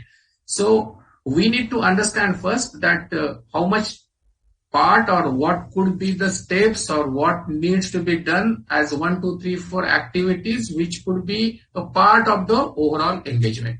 For example, if I am dealing with any digital fraud, let us say I'm giving an example which we used to handle in the couple of years back, that there was a fraud which was conducted by copying some data from the letterhead of the bank, and on that background some funds were transferred to the another banks by using that particular format of a letterhead through the RTGS NEFT kind of a mechanism. So in this case, there could be this could be an overall engagement, and in this engagement there could be two types of the assignment which I would like to look upon it. First could be internally, I will have to trace about what has exactly happened, what could be the possibility, as Durgesh Bhai has already explained. As a part of the hypothesis, I may have to do a brainstorming a lot, what could be going wrong internally. So I will have to trace the evidences internally from the back, and then I will have to trace externally so that I can exactly find out the trail of the money where it has gone exactly. So there could be a multiple parts like this, especially this may happen in case of an investigation. But when you are dealing with particular agencies, when you are working with a particular agency, they may give you specific scope. You will have to just find out the trail of our asset or money trail in case of an loans or borrowing type of an frauds. So what kind of an assignment we are handling? According to that, we need to plan our methodology or plan our total assignment. And for that purpose, what is required? Obviously, like audit, we will require the total knowledge of that relevant business and environment, because when you are going to listen about the background, or we can say that how the fraud has been executed. Sometimes you are just explain you the way that has been happened, or this is their understanding of the modus operandi. But many of the times we will have to catch some missing points while listening or understanding the background. And for that purpose, to plug those missing gaps, we should have a detailed knowledge of the relevant business and the environment. Because then I'm saying that I have to deal with the RTGS NFT fraud. Then I should say that I must require the knowledge about the process, the business process, the technological process, how the RTGS NFT is actually handled and how the funds are actually getting transferred. That kind of a knowledge I should be essentially having. The second point here which is required is the risk consideration. Now here the risk consideration we are going to talk about which I think Durgesh Bhai might have already covered, that is covered under the fraud risk under the FAIS 120. So when we are understanding the background of any fraud, there you will find some of the red flags as mentioned in this FAIS 120. They are called as a the fraud risk with the indicators, fraud indicators. So according to that, always, I mean, once you will understand the background, you will come to know what could be the possibly the fraud indicators or could be the fraud red flags, which will trigger you to develop either the hypothesis or which could be possibly trigger you what kind of an evidences needs to be collected, right? And according to that, if you decide that this is the way we have to, validate the hypothesis, or this is the way we have to collect the evidences, then you will be able to plan your assignment in a expected manner. And whatever be the plan, in the planning stage, you will have to understand one of the important aspects, that is the deployment of the technology, because many of the times now we are experiencing that almost all type of the business processes are getting configured in the digital domain. They are all digitalized. So typically, we will have to collect the evidences from this digital domain. And we are saying that is a digital domain. Or we will have to analyze a lot of data for that purposes. So whether that kind of an tools, whether that kind of an technology, whether that type of an expertise, whether we do have or not, that kind of an thinking is also required at the planning stage. But to do this, again, we should have very good understanding about the background of the fraud, what has happened, what is expected, that needs to be quite mostly discussed with the stakeholders, because stakeholders' expectations and our findings needs to be somehow matched. I'm not saying that we should go what they are expecting, like to name somebody XYZ as a I'm not saying that, but what is the outcome they are expecting, and whether our methodologies are addressing those expectations or not. And while addressing those expectations, whatever be the technical tools, whatever be the data analytics related tools, whether we are having, whether that expertise we are having or not, all these things needs to be considered. And whatever we are planning, in the planning stage also, we will have to understand that there could be a requirement to get inquiry or interview with the other stakeholders, which are not directly an employee or staff of this organization, but they could be the vendor or the supplier, or could be the cloud manager, something like that, who are third-party service providers to this organization. So their cooperations is also expected, and all these things needs to be totally considered at the planning stage. And of course, then the resource allocation, so the expertise as per the methodology, whatever the resources are required, that resource allocation is also an important aspect of this planning stage. The next standard, which is going to deal with the evidence and documentation. I think this is a very, very important standard, considering the objective of the forensic accounting. The core objective of the forensic accounting is a collection of an evidences, right? And what type of an evidences is required? Evidences, we also collect evidences in the auditing services, and here also we are going to collect evidences in the forensic services. But what is the difference between the collection of the evidences for the auditing purposes and collection of the evidences for the forensic purposes? That needs to be understood here. The basic difference is that when we are collecting the evidences for audit purposes, it is for our satisfaction. So actually we don't apply the legal tests which are prescribed under the Indian Evidence Act to those evidences when we are conducting the audit.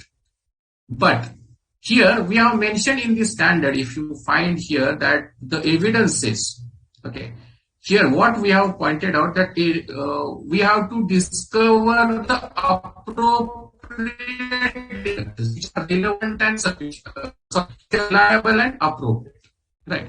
What is the meaning of that? So when we are collecting the evidences for the forensic purposes, what is the meaning of the appropriate? The word appropriate means that needs to be acceptable. When we say the forensic, what is forensic? Collection of the evidences which are acceptable to the court of law. So what is appropriate? Acceptable to the court of law, which are suitable in the court of law. And when it will be suitable to the court of law? Of course, when it will pass the test of the Indian Evidence Act and the provision thereto. Many of the times, evidence and documentations may get confused. To have clarity about what is evidence and what is documentation, we have defined it in a very well manner. So evidences could be in a oral manner, could be in a written manner, or evidences could be in an electronic form. And those evidences which are suitable in the court of law, that is, we are calling it as an evidence. What is the documentation you are talking about? Documentations, we are talking about the procedure, the methodology we adopted to collect those evidences. So when we say that we have to collect let us say that we have to collect some document which is of a nature of a public document, right? Let us say that we have to collect a property card of particular property to trace out the asset. Now, there could be multiple sources, informal sources by which we can collect that property card. But when we are going to collect that property card by informal way, whether it will stand in the court of law as an acceptable evidence, the answer is no. Because under the Evidence Act, there is a test given to that evidence when it is a nature of a public document, how you can obtain that evidence and how you can submit that as an evidence. So there is a particular section which is addressing that test. So we need to have a knowledge about that. Second thing is that many of the times we are going to collect the evidences in the form of entries in the books of accounts. Now you will find there are a number of case laws which are discussing what is books of account, what is the relevancy of those entries as an evidences, what is the evidentiary values of those evidences, and when we are referring to the entries in the books of account, whether it is sufficient only to submit a ledger effect of a particular dispute related account or whether it is necessary to submit the whole set of the books of accounts. And right now, all the books of accounts are kept in the digital manner. So some or another accounting software is getting used to maintain those books of account. Now there are two tests needs to be applied. So under the Evidence Act, section 34 prescribes one test and 65B prescribes the another test for the electronic, because when we are saying that the books of accounts are maintained in the digital domain, that means it becomes the electronic evidence. So what type of evidence we are collecting? Whether it is a documentary evidence, whether it is a physical paper-based evidence, whether it is an evidence in the electronic form, or whether it is an oral evidences. By some taking the interview, we are going to submit that evidence. Because when there is a lot of confusion, because when we are taking a printout on the paper, then some may think that, oh, this is a physical paper evidence, but it is not so. It is a electronic evidence. So what type of an then when we are going to submit that as a printing of particular matter as an evidence, then it becomes electronic evidence. So it needs to pass the test of section 65B of the Indian Evidence Act. And that's then they prescribe some condition. So in our documentation, whatever be the test which are required to be passed, whatever the methodology, whatever the procedure the Indian Evidence Act is talking about, whether we are complying with that procedure or not, that could be the part of our documentation. So the manner and the procedure by which we are collecting the evidences and which are going to be helpful for creating the evidentiary value in our collection, that needs to be documented as a part of this 320, and this is which is guided in this standard, 320 standard. Of course, whatever be the documentation, that is the that remains with the professional, that need not be attached with our forensic report. But of course, evidences needs to be attached with the forensic report, because on the basis of the evidences we are going to draw the conclusion. So these are the two things which we have to keep in mind precisely when we are dealing with evidences and the documentation. The next standard is dealing with actually conducting the work procedures. So we can say this is the methodology which we have developed on the basis of our hypothesis. Hypothesis could also be the part of the planning. So we have planned, we have tested the hypothesis, then we have determined that with this methodology we are going to collect the evidences, because again, conducting work procedure means we are going to collect the evidences. So those methodologies, how we are going to implement, how we are going to perform when we are going to collect the evidences. So 330 is to guide you about the performance of actual work procedures, right? So there could be two stages. We defined it as a phase 1 and phase 2. There could be two phases under which the methodology could be executed, could be performed. Why we have done like that? Because some of the things which is required to be executed on the field, or some of the things which you can identify with the help of the brainstorming, with the help of the collection of the evidences within the environment, like the audit environment within the organization, and then to collaborate or to give the more evidentiary value to those evidences, you will have to go to the certain fieldworks.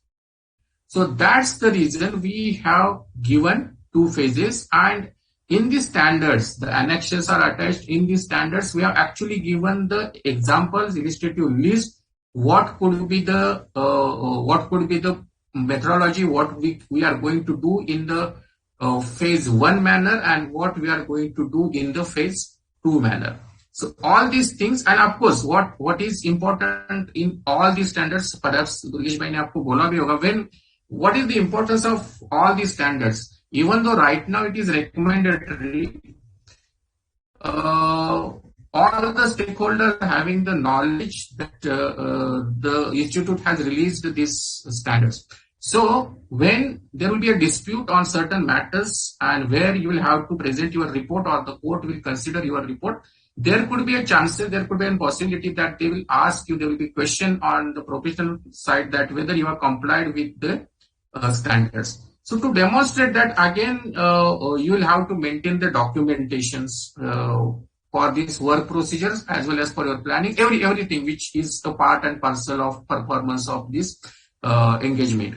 So in each and every standard, to demonstrate how we have complied with the standards, we have given in the para 5 the documentation to be maintained to demonstrate that we have complied with this forensic accounting and investigation standard. So all these work procedures which we are performing, now there could be work procedures which are targeting towards the collection of an evidences in the digital environment, which we call as a digital forensic.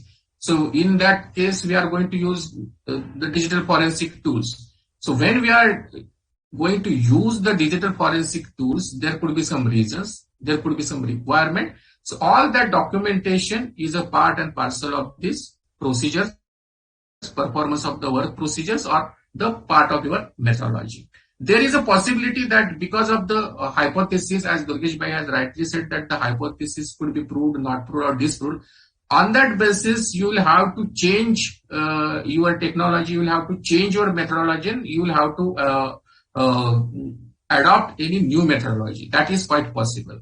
Some data which you are thinking that this could be the relevant for, get the fraud triggers or the fraud indicators, but ultimately you are not able to get anything out of that, and at that moment you will have to change the hypothesis, you will have to collect some alternative data. So all these could be the part of your methodology, and that all needs to be documented, and that is what is suggested in this 330. The next standard is 340. We all know the importance of conducting the interview. because lot of information we are going to collect, a lot of triggers related to the further evidences we are going to collect from this interview, right? And interview is also tricky one because उनके मुंह में से जो कहना नहीं चाहते वो भी हमें निकलवाना होता है. There are lot of techniques. I'm not going to talk in detail about that, but in the standards we have defined what we are talking about interview. The standard is talking about interview which are structured, which are formal. We are not talking about the interviews in the informal manner. Interviews which are going to be a document part of work, right? Conducting interview could be a part of the methodology. So interviews with the perpetrators of the fraud, with the third party service providers, or with the top management also possible. So those interviews we are calling it as a very structured meeting. Interviews means very structured meeting. Why we are calling it as a structured meeting? Because it is planned. It is well planned, right? And how we are planning that? Because we know we have to collect the evidences and what we have to get out as a trigger or information which we can corroborate with the additional evidences. So that point needs to be collected, elicited by this interview. And for that purpose, we have to do a lot of brainstorming, we have to prepare a questionnaire, and that questionnaire again, as I said, there could be direct questions, there could be indirect questions, a lot of things could be put into that questionnaire so that the person who is giving the interview, he or she will tell us something which is very directly related to the fraud, which we can further explore, or the statement itself which is given during the interview that can be used as an evidence, provided there are certain limitations to that kind of an oral statement. But still, when you are doing certain preparation, when you are documenting all these things, there could be additional evidentiary value we can generate with the proper precautions taken, which is suggested as per the Indian Evidence Act. So the planning, the preparation of the questionnaire, and again here one point I would like to throw light upon. Though here we are calling about that the professional conducting the interview shall maintain the confidentiality, yes, that is very much important, but confidentiality does not restrict us, right? It should not restrict us to go ahead further with the statements which are made, submitting it as an evidences, and further disclosing with the appropriate authorities, of course, with as mentioned in the FAIS 250, by disclosing those things or communicating those things with the stakeholders with which we are reporting. While conducting the interview, again, we have to respect the principle of natural justice. Again, it should not be biased one, it should be impartial. All that basic principles which I hope might have been discussed earlier, all these things we have to keep in mind, and that is guided again once more in the 340. The next part of the performance of the work procedure or the performance of the assignment is review and supervision. Normally, review and supervision, we interchangeably use that. And here in the standards, we have defined what is review, what is supervision, and what is the importance of the review and supervision in the forensic accounting. Review and supervision is well applicable for the other types of the assignment like auditing assignment. But here, review and supervision is having its special importance. Why it is so? Because as we know that this is a targeted assignment, I'm calling it as a targeted assignment. What is our target? Collecting the evidences. Which are the evidences suitable to the court of law? That is what we are saying. Many of the time, and it is a team effort. When we are conducting the forensic assignment, it is a team effort. So keeping all the team members directed towards the expected outcome, or we can say whatever is the scope of the assignment, all the team members' effort needs to be directed in a synchronized manner. Why it is so? Because many times the team members may not be aware about whether a particular document is in the nature of a document, whether it is a part of our, working paper, or whether it could be treated really as an evidence. There could be confusion. Many of the times they may get misguided that, okay, whatever the information we have collected, that is enough as evidence, right?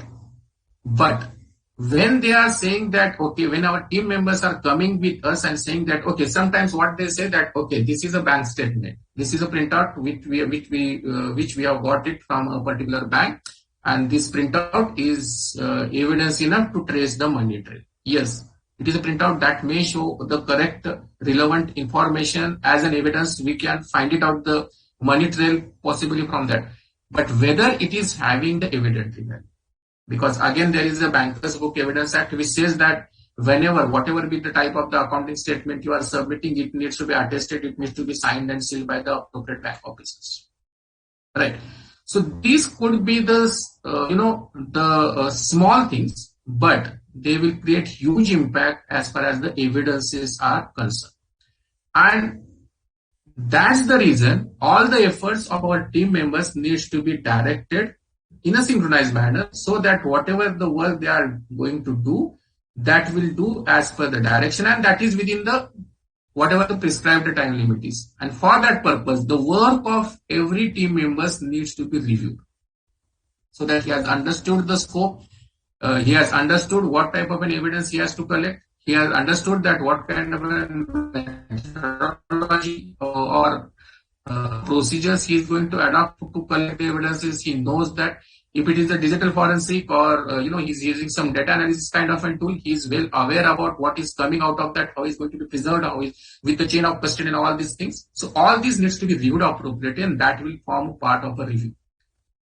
Because we are now testing whatever the information, whatever the documents he is collecting, whether that is going to be suitable in the court of law. That is a review. Supervision is against when the team members are performing, whether when they are executing the work procedures, we are actually doing the work review, we are guiding them, we are helping them to prepare the working papers. Those working papers are getting reviewed by the senior members or by the supervisor, or ultimately the partner who is handling that engagement. So this is an essentially important aspect of this assignment, because otherwise, because of not having the appropriate knowledge about the work procedure, about the evidences, then sometimes हमारे efforts बहुत सारे हो जाते हैं, लेकिन जो expected evidences हमें चाहिए वो मिल नहीं सकते. So that is a possibility. So to control that, we can take the help of this standard. 360 is talking about testifying before competent authority. There are two, three things which one has to understand here. To whom we are calling the competent authority, right? So competent authority is basically the law enforcement agencies. It could be the adjudicating authorities. It could be the court of law, or any other judicial or quasi-judicial regulatory. So to them, we have defined it as a competent authority. And what is testimony? So we have to appear before them, we have to give them a statement. Sometimes we have to give them in an oral manner, because they will put some questions, we'll have to answer that. Sometimes we'll have to submit whatever work so far we have done, how we have concluded for a particular assignment. It could be both. I mean, it could be paper document, or it could be in the electronic format. And many of the times, why we are getting engaged? Because we all know that this forensic is absolutely, a part of the legal proceedings. So in many of the cases, when we have conducted the forensic assignment, our reports may be get referred by the competent authority, or they may call us to ask the further questions which they wanted to know about that particular fraud or investigation. When we are appearing before these competent authorities, we shall understand that there are two types of, it is called a witness, but there are two types of the witness. One is fact witness and another is expert witness. So on the front, we have declared in the standard that the standard is not going to apply for the expert witness testimony, because expert witness testimony is something having its own relevance in the Indian Evidence Act. Section 45 deals with that. An expert witness is treated as one of the type of an expert opinion as an evidences. But this standard is not going to apply for those kind of an expert testimony which is specially appointed by the court of law or by the adjudicating authority. We are not going to apply the standard for that expert kind of a witness, but we are going to apply the standard for the fact witness. Now, what is a fact witness? So when you are dealing with the investigation, suppose a fraud has been committed in a company, you have investigated a fraud, and on the basis of your report, the further action has been initiated by the company. They might have lodged the complaint with the investigating agencies, and the matter is in the legal proceedings. So there, the investigating agencies, the court may be considering your report as a part of their legal proceedings. And there you have to appear in front of them. So who has appointed you? Actually, company has appointed you. You have submitted the report to the company, but on the basis of your report, they have taken some legal action, and then the competent court or the investigating agencies are calling you to appear in front of them. So that becomes a fact witness.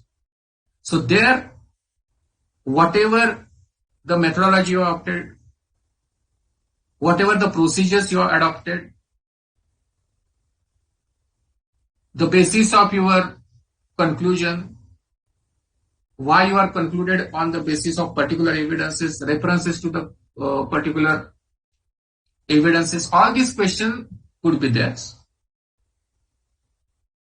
And those needs to be addressed as a fact witness. So this type of an testimony, we are calling it as a fact witness, because you have already done some of the work, some of the assignment related to that particular fraud or to that particular assignment. Again, when you are testifying before these competent authorities, your duty is towards the competent authority. You should not lean towards the client, right? So our basic duty is towards the competent authority, right? And again, it should be impartial, and it should be objective. It should be integrated with whatever the work we have done. It should not be exaggerated. At the same time, it should not be underrated.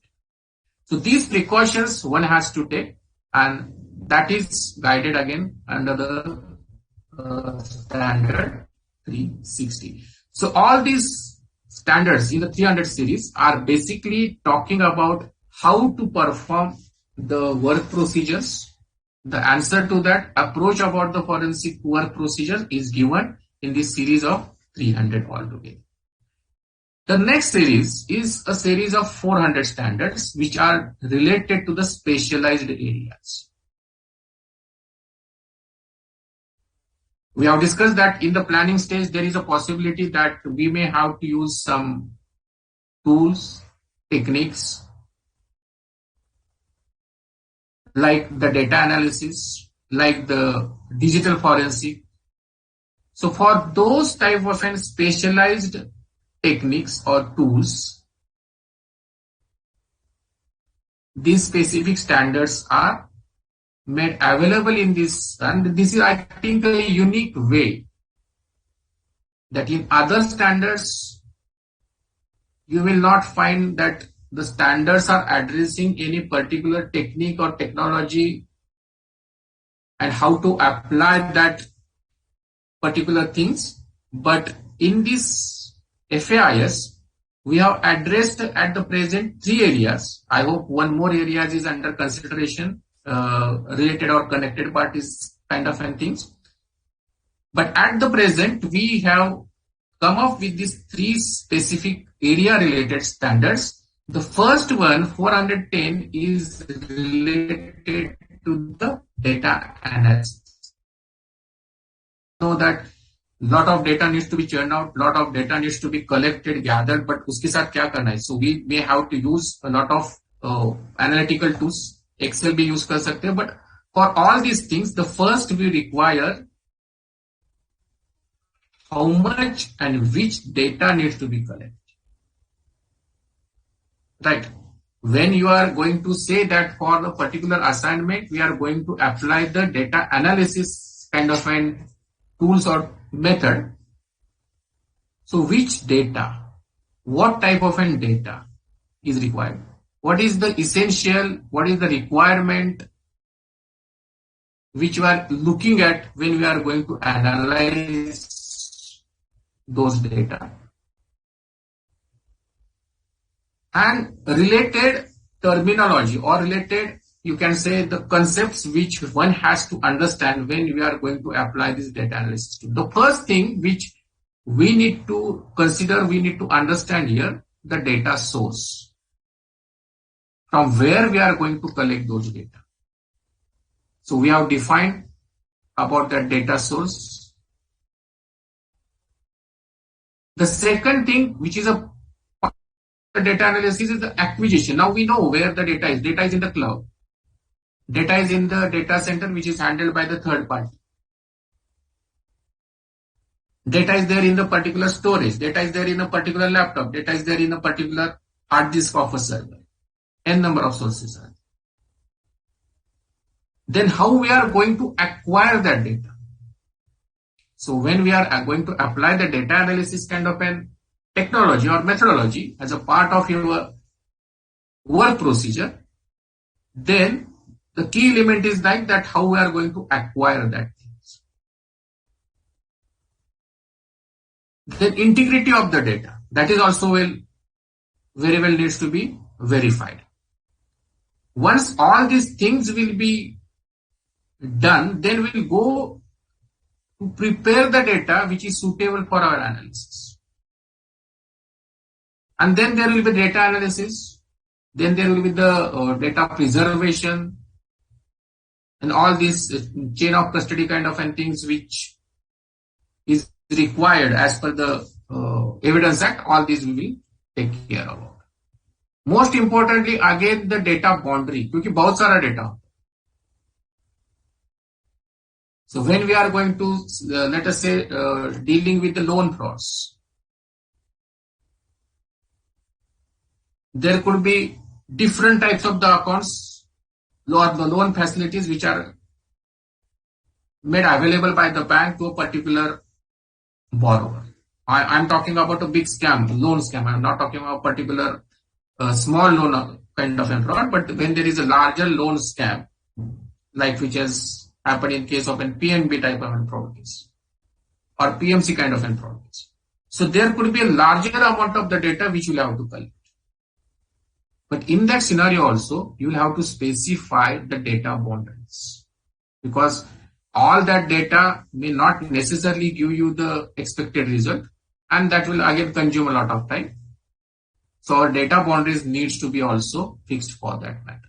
So all these things, what is data source, what is data validation, what I'm talking about the data boundary, what is data profiling. So all these concepts have made clear in this particular standard. And when we are going to use this particular data analysis kind of an methodology or technology, we have to prepare the plan for that. We'll have to prepare the data by a particular fashion or manner so as it will be useful with our objective, with our scope of work.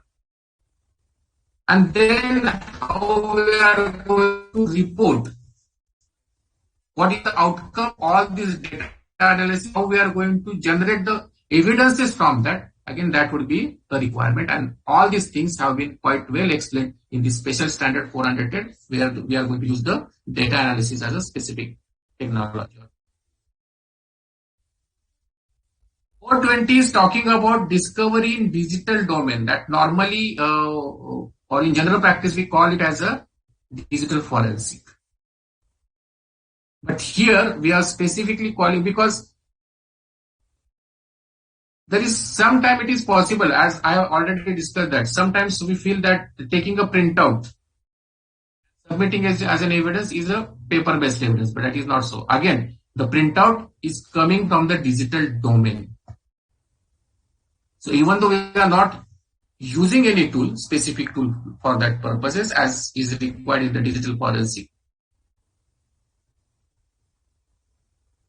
And why the importance is there to these digital domain related evidences? Because Indian Evidence Act or Evidence Act of any country, when they are going to accept these electronic evidences in the Evidence Act, they define it as an electronic evidences, which we call as an evidences in the digital domain.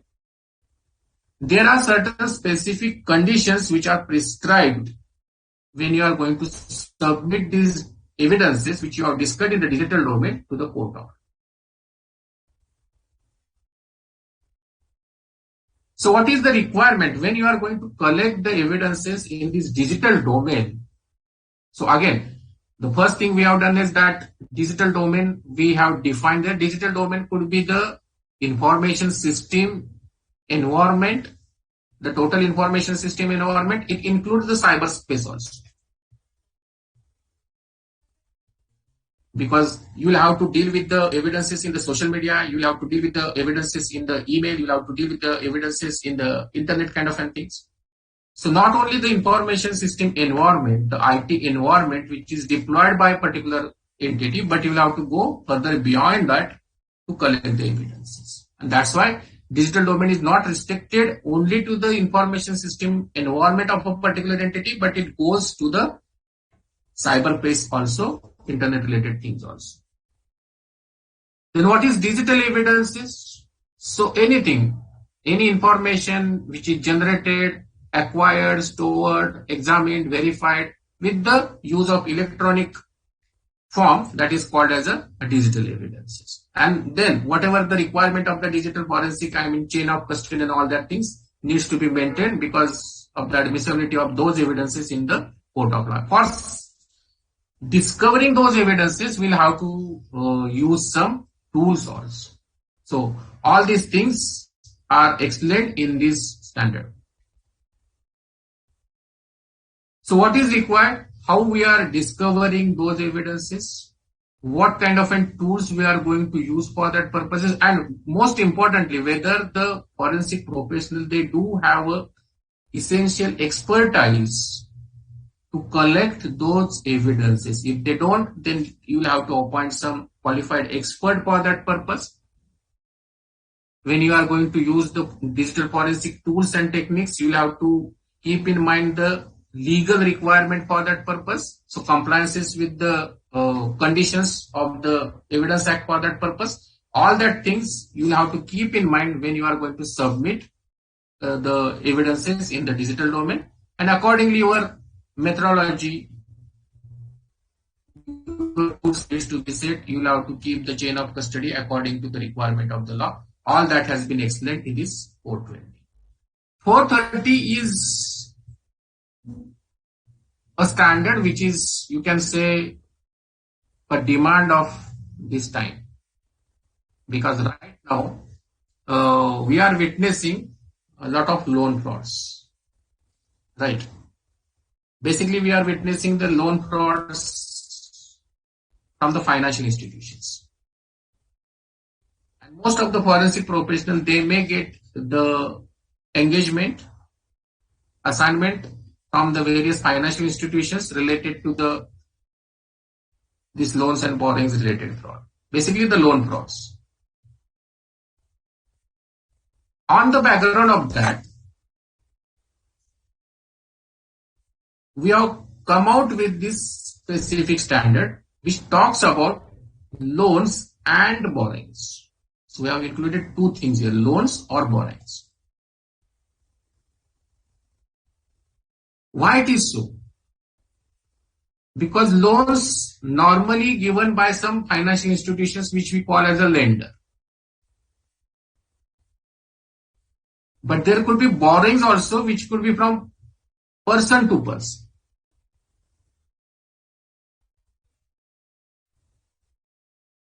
we are not restricting this standard of loans or borrowings only for the loans and advances which are taken from the financial institutions. We are going much beyond that.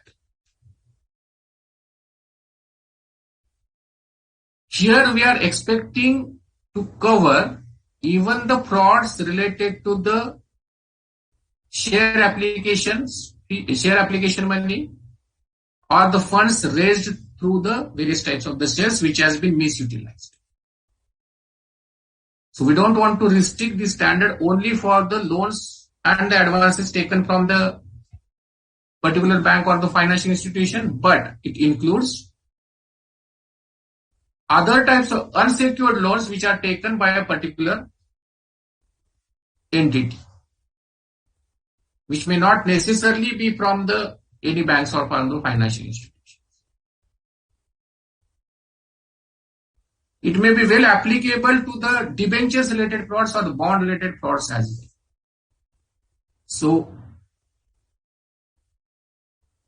to say that we have enlarged the scope of these standards to cover up the broader concept of the loans or borrowing, not restricting only it to the loans or advances specific to the banks and financial institutions. Normally, what happens in these loan frauds? A misutilization of the funds, which we normally call as a loan diversification or siphoning of the funds, where we will have to go with the money trail or with the asset trail. So these are the two important things which I have to deal with. So what is asset tracing? But that asset tracing is also defined in this standard. Basically, what is asset tracing? In case of a diversion where the loans or the borrowings or the amount of the share money has not been applied for the purpose for which they have been obtained, but some other assets, some other purpose might have been achieved by utilizing those funds by not applying or not making the compliance of the contractual or statutory obligations. So all these things we have dealt with in this loans or borrowing related standards, and we have given some of the illustrative list of what kind of an disputes that may come under these loans or borrowings related forensic assignment. In some cases, we may find out that loan is obtained by submitting the fabricated documents. In many cases, we see that when the loan diversification is happening, basically it is through the CC account, cash credit account in most of the cases, and the DP limit, drawing power limit of that CC account is inflated by the fabricated stock statement, fabricated either by increasing the quantity or value of that stock statements, or by submitting the false financial statement, fabricated financial statements. Second could be just these are the illustrative list. There could be many more. The borrower may submit the falsified documents related to the funds utilization. Most of the frauds are coming like that. The loan amount, which is in contractual things to be utilized for the purpose for which the loan is sanctioned, but it is getting siphoned off. In many of the cases, nowadays the loan frauds are like that the loan amount is diverted or siphoned off. The forensic profession has to trace out those trails either in the asset form or in the money form. In some cases, it has also came to the notice that loan facility was sanctioned without following the appropriate procedure within the financial institutions. So whatever the internal checks and controls were there, all those were not appropriately followed up, not complied with, and with the collision with the bank staff, the loan might have been sanctioned. So such cases are also coming for the forensic assignment, and all those things are addressed in this 430, a specialized standard. The next standard, that is 510, is very, very important standard as an outcome of our forensic assignment, our reporting, forensic reporting. there are a lot of expectations. At the same time, there is a lot of confusion. And at the same time, there is a lot of expectation gap about this report.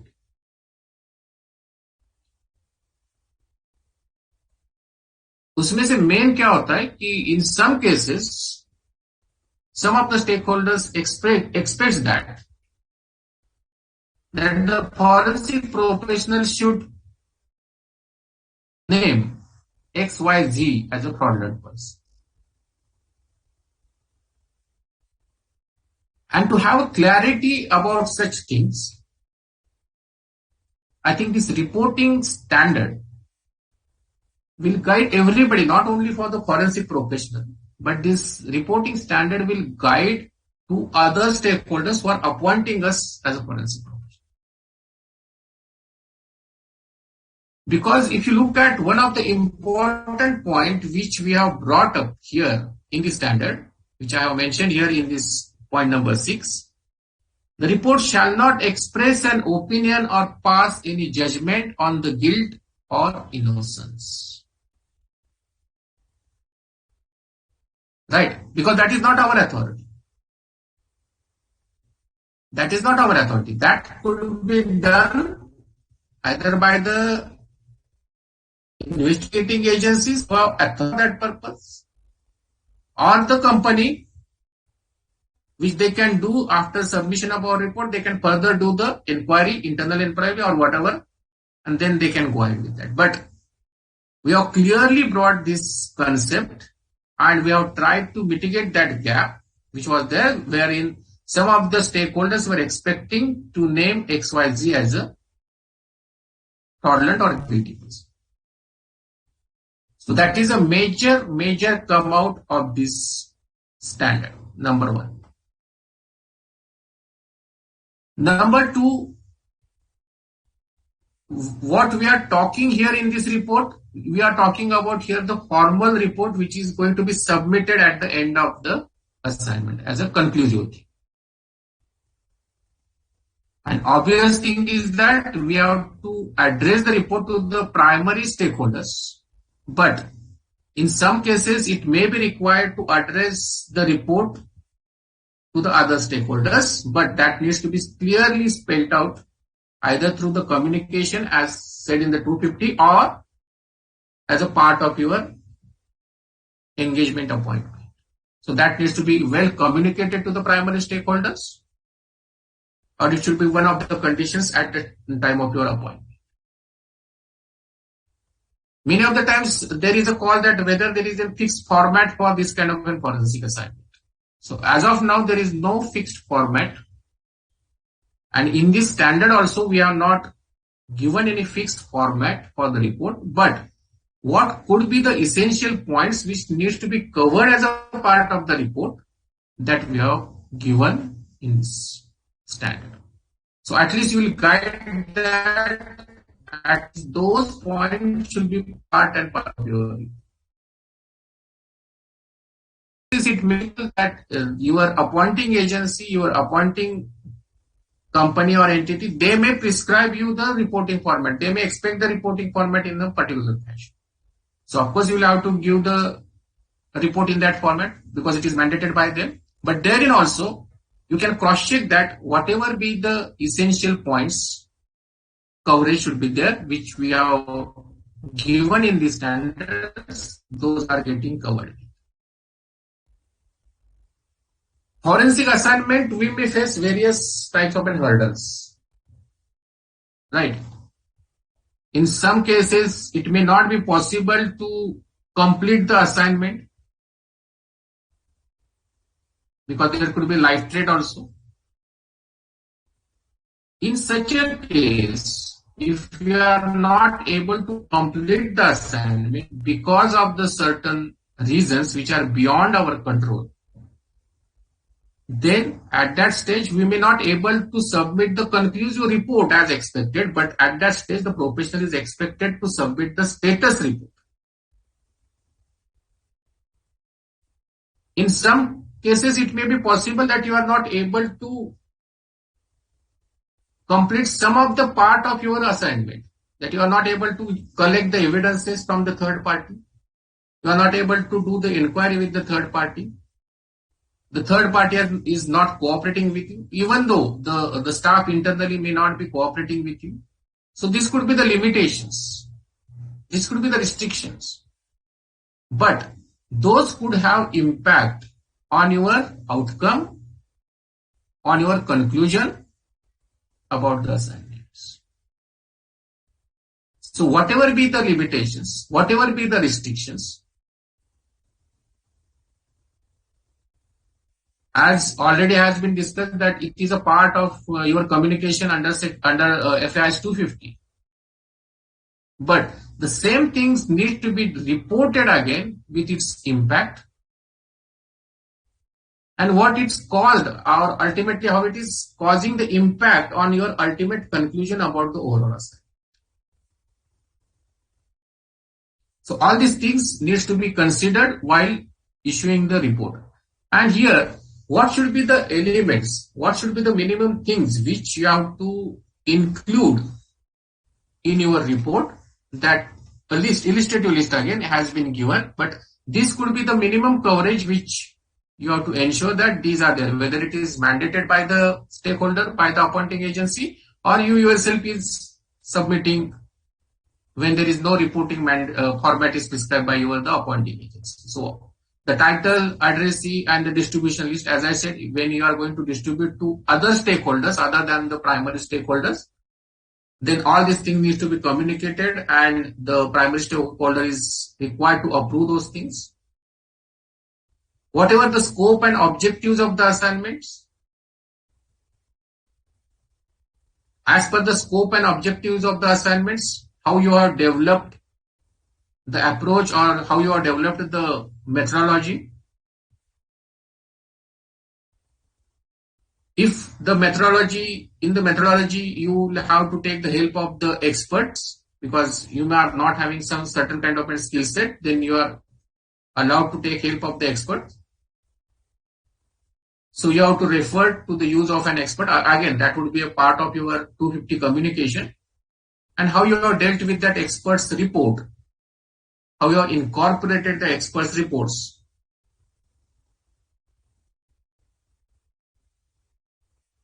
One more important thing which is suggested in this key element is that the fact that the assignment has been conducted in accordance with the FAIs. If you look at the point F, like in auditing report, statutory audit report, or even in the internal audit report, we mention that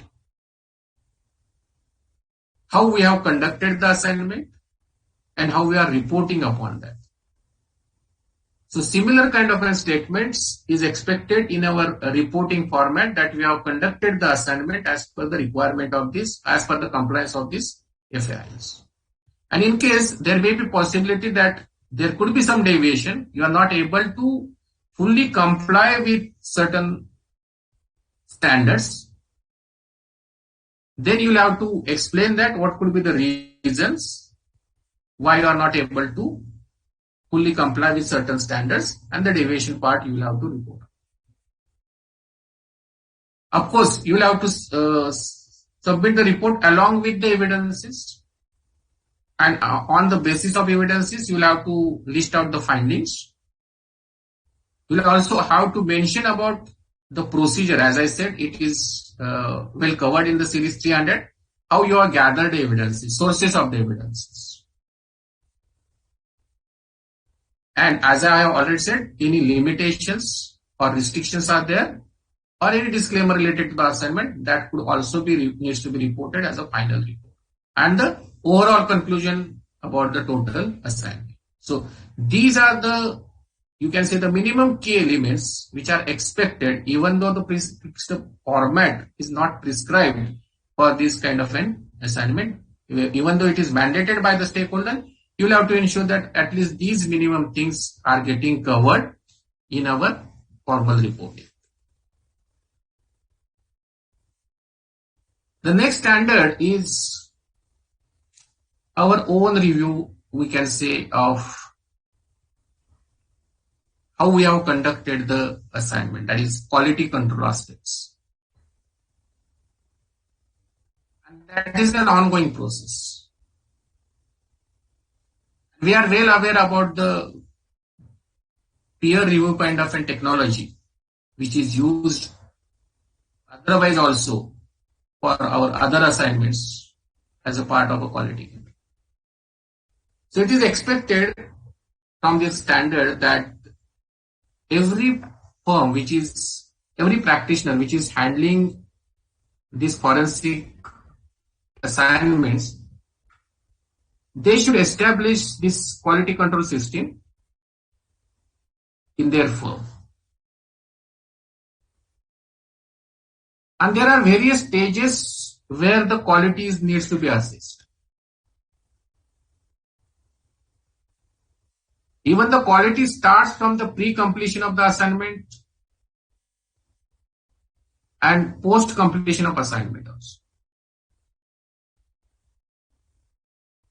Even before accepting the assignment, we have to check or we have to cross-check our competency, our professional qualification, the skill set requirement. For that also the quality control is required. What needs to be done at the pre-completion of the assignment and what needs to be done at the post-completion of assignment, and who should do that? The person who is not engaged in the assignment, a third party kind of a review is expected. Even the peer review is suggested for this quality control purpose.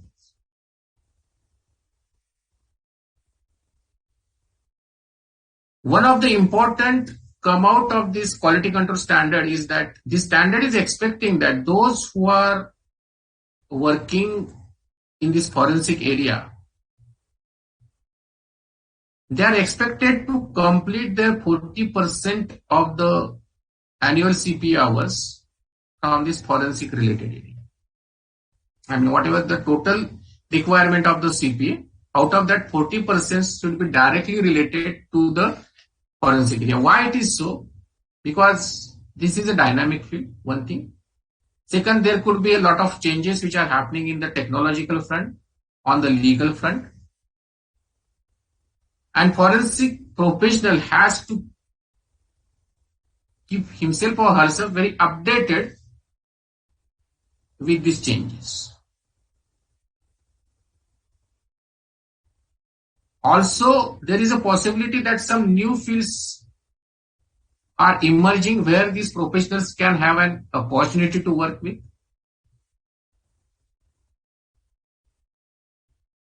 So all these things will be get knowledge about, will be covered when you are going to attend those CPE hours.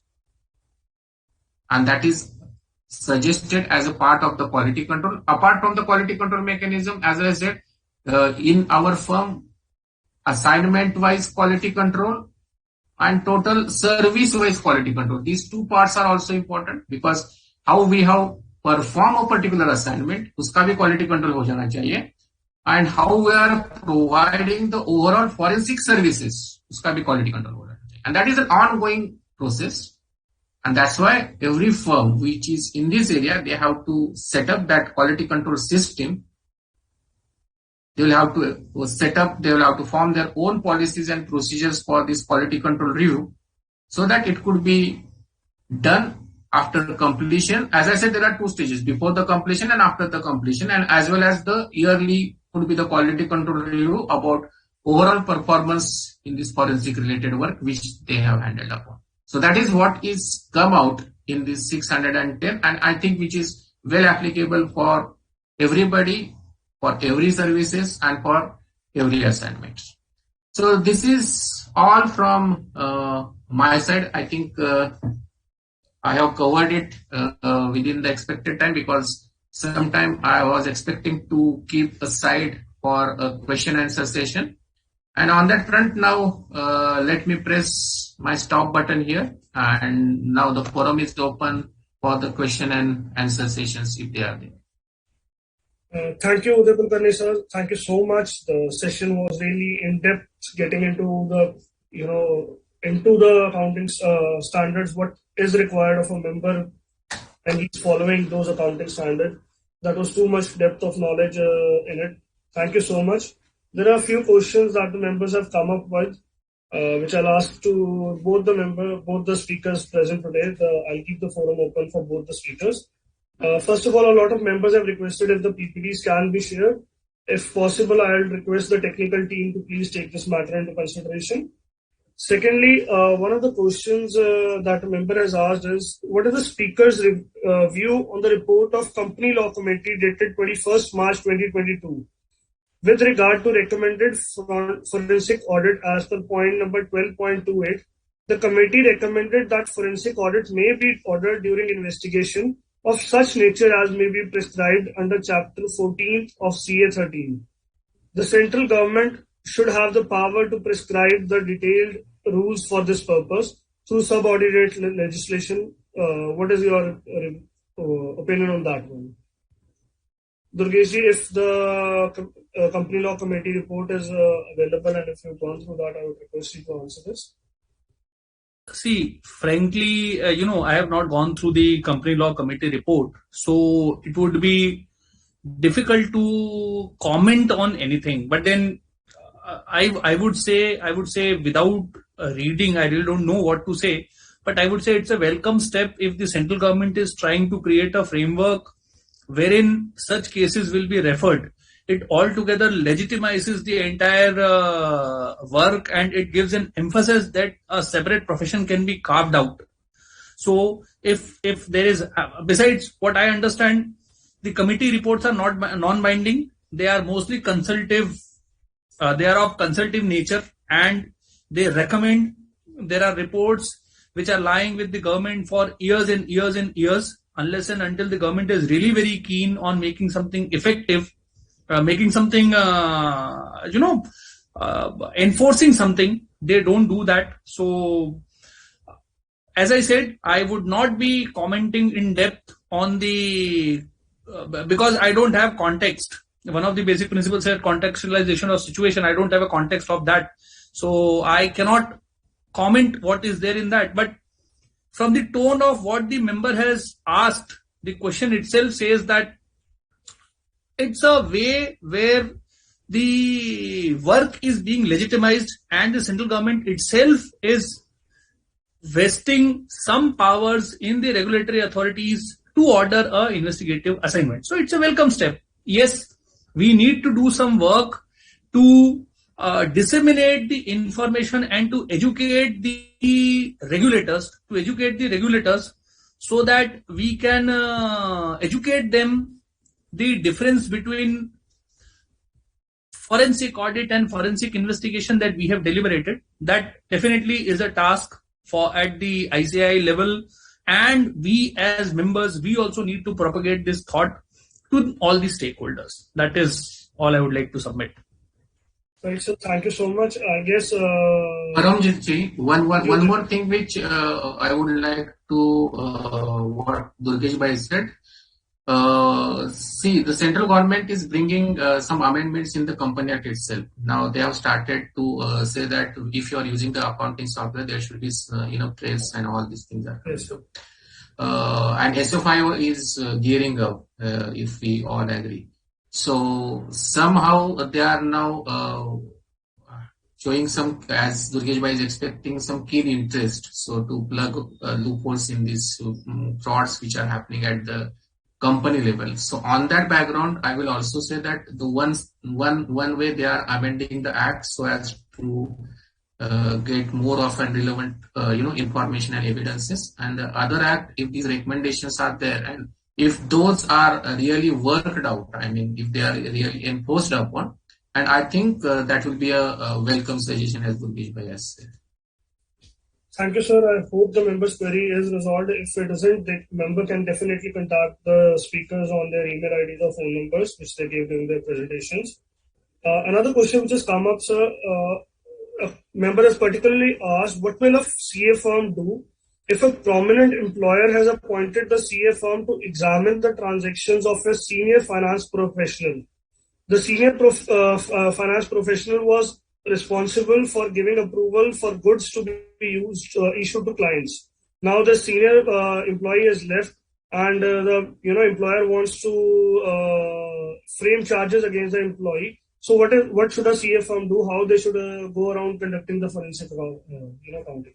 See, technically, I understand the member is more keen on asking whether this will be a forensic accounting assignment or an investigation. Yes. So there's a very fine line of difference between forensic accounting and investigation assignments. Besides, the nomenclature per se does not changes the nature in which it has to be investigated or the way in which the report has to be presented. So irrespective of the nomenclature, because it involves financial aspect, it can be a forensic accounting assignment, because it requires quantification, it requires usage of accounting skill. There are missing documents which needs to be perused based on the available information. So it is a forensic accounting assignment, and the CA firm can definitely undertake the assignment. But then the basic due diligence should be done. If the person is not available to defend, my concern is that who will be defending him? How will the CA firm be taking the story of the other side? It exactly becomes like what I said, parroting the views of the appointing authority. So adequate care should be taken that neutrality is not affected. He should demonstrate amply in the report that he is not biased and a neutral investigation has been done. That would be all from my side. Right, and I guess as you had mentioned earlier, that the members should refrain from giving out any judgments as to whether the order is in place or not. It's a very standard maxim. Our standards are very clear. Even the ACFE standards are very clear. They say that the report should not contain an opinion of guilt or innocence. So either ways, you're not supposed to give either a clean chit as to opinion of innocence, or you are supposed to paint someone guilty. That is the job of the courts. Our job is a paralegal activity whereby we present the evidences. We are not supposed to say whether it is the person is guilty or innocent. We just are supposed to present the facts, statement of facts. Right. Udaji, your views on this one? Yeah, I'm looking at from just to another two perspective. What Durgesh has said, that is, I agree totally with that. But in addition to that, I hope there could be a little bit concern about this assignment is whether the appointing company has already decided that they have to come out with the expected kind of an report that particular fellow is at the guilt position. And I think our standard has clearly given the answer for that. So if that could be the biased expectation, then I think the professional should be very clear about that, and he should not accept in such circumstances the assignment. That's the only additional thing which I am looking into. Right. Thank you so much, sir. Another question that has come up is, in case of cooperative housing societies, there is no standard for presentation of accounts, and managing committees take it to their advantage by not remaining transparent in disclosing some transactions, due to which even the Deputy Registrar of Cooperative Societies Income Tax Department does not come to know the motive of hiding the transaction under the carpet. Whether the members of society can demand for a forensic audit of the document, if so, how to go about it?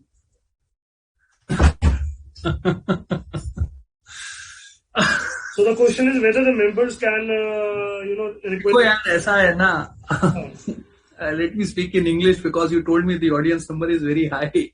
So for the benefit of larger audience, let me speak in English. See, the concept of cooperative society is predominant in Gujarat and Maharashtra, particularly in Gujarat and Maharashtra. And I sense, as I say, we have a forensic knack, and it's not just I deliberate, I do a lot of work. So I sense it is mostly from Maharashtra, if I'm not wrong. It has to be by and large. It's okay. It's okay. I don't need to know. I mean, we don't have a platform that I know, so I don't need to know. Anyways, so what I mean to say is that, see, we are talking, in this particular case, we are talking about the modality. Now, as I said, there is no law which empowers to conduct a investigative assignment. except for the insolvency and bankruptcy code, where we have something called as transaction audit, except for the PMLA, where the enforcement directorate is empowered to appoint someone, or all the acts, even the GST acts has appointment of special auditor, the Income Tax Act has appointment of special auditor, everything.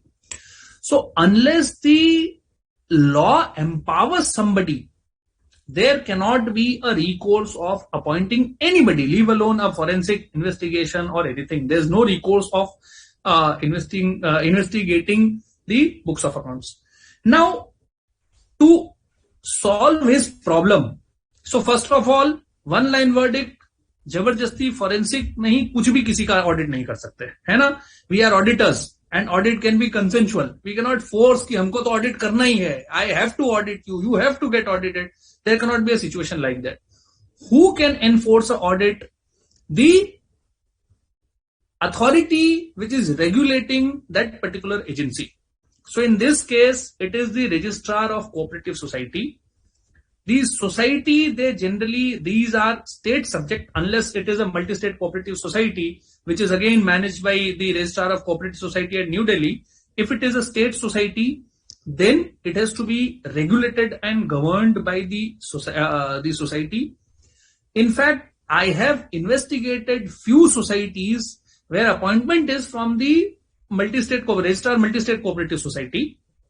So there is some section, I don't remember the section now, but then probably the member can, he can connect me offline, and there is a particular section, at least in the multi-state cooperative society, because I remember the appointment letter very clearly says that under section so and so, I am empowered under section so and so to conduct a special investigation. It was not called as forensic accounting investigation. It was called as a special audit or special investigation into affairs of the company.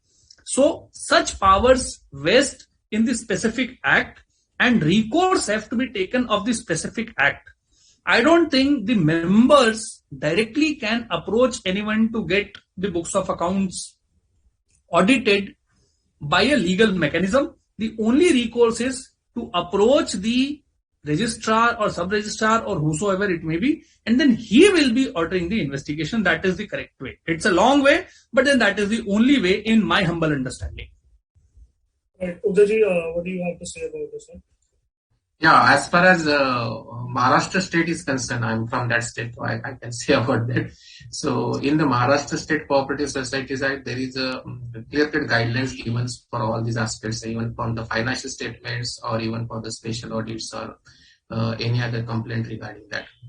But because there is no fixed format and some information is not getting made available through this financial statement, I think if the society is under the audit, I mean normal audit, I'm not talking here about the forensic audit, but if the society is under some kind of an audit, and they must be doing some kind of a statutory audit. So there, first they have to,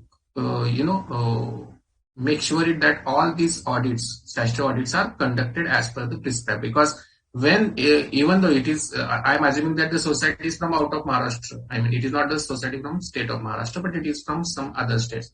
So there must be some rules and laws which are stating the coverage of the statutory audit and the manner in which the statutory audit needs to be conducted for this financial statement. So the auditor has to take care about the standards, accounting standards and auditing standards, and they have to conduct the audit. Despite this fact, if the members are having specific concern about some specific issues or some specific, transactions or certain matters, then I feel that they do have a right to ask or demand for this forensic audit. But before that, the legal course, as Durgesh Bhai has said, there are multiple ways with which they can go. But ultimately, still, if they are not happy with that way, then again, I can suggest that they can go to the general body. They can, but there should be a specific matter. I mean, I cannot say that overall all the financial statements needs to be forensic audit. That's not the concept. There should be some specific issues. There should be some specific concerns which needs to be addressed either through the legal channel as up to the registrar, or it should be decided in the AGM or the general body of that society, and then I think it will be a matter matter for the forensic accounting kind of assignment. Thank you, sir. Since we're short of time, I will just take one last question before we sign off. There are a few questions pending, but I would request the members to please contact the speakers on their personal offline mode. But the last question I'll take is whether in a specific assignment or a particular case, can a forensic expert make an opinion about guilt and innocence subject to the condition of non-submission of report to the court? Oh, I very categorically stated, why do we have subject to in making opinion of guilt or innocence? If somebody does not likes your face and if somebody does not wants to share the document with you, you will tell that he is guilty. I really don't think it's a very clear-cut question. You are not supposed to see the best option in such controversial case is recording the reasons and withdrawing from the assignment. What is the opinion that you are going to give if you don't have the documents? So I would say that stay away from this. Stay away from such assignment. Please understand everything what you do will be challenged in court of law. And I would, at this point, I would like to again quote, in multiple sessions I have told this, while drafting the standards, we had somebody from one of the largest accounting firms in our country, one of the senior partners, that he said that at our office, we vet every word in the investigative audit report. He clearly mentioned, I am not telling every sentence, every word. So please be very choosy with the kind of words you use. Must, shall, may, will, they mean different things. Please understand that sanctity has to be maintained. That's it. Udajit? Yeah, rightly said by Durgesh Bhai. I think there should be abolishment of that subject to kind of a word, because that is mostly used in the auditing word. They have to first understand the basic difference that there is no value of an opinion with the subject to, with the prefix or suffix to that. So that should be abolished from our mind first. And as Durgesh Bhai has rightly said, if there is a such condition that subject to not to be utilized, and इसका कोई मतलब ही नहीं है. I mean, then that is not a forensic item from my opinion. So not to accept that kind of an assignment as a forensic. उसका अगर कोई दूसरा service है वो लगे, लेकिन forensic नहीं है. Right, sir. Thank you so much. I would now formally like to thank both of the eminent speakers present today. Thank you for the wonderful deliberation. I'm still getting lots of messages on the chat box saying very interesting session. Thank you for the amazing deliberation. I guess all the members present today loved it. They had a lot to learn. And I would like to thank the Digital Accounting Assurance Board of ICA also for providing us with this opportunity to hear from such wonderful speakers. And I hope the board continues such more sessions and we get to hear a lot more from you, speakers like you, sir. Thank you, both of you. Thank you, Rakesh sir. Thank you, Uday sir. Thank you. Thank you so much. Thank you. Thank you. Thank you very much.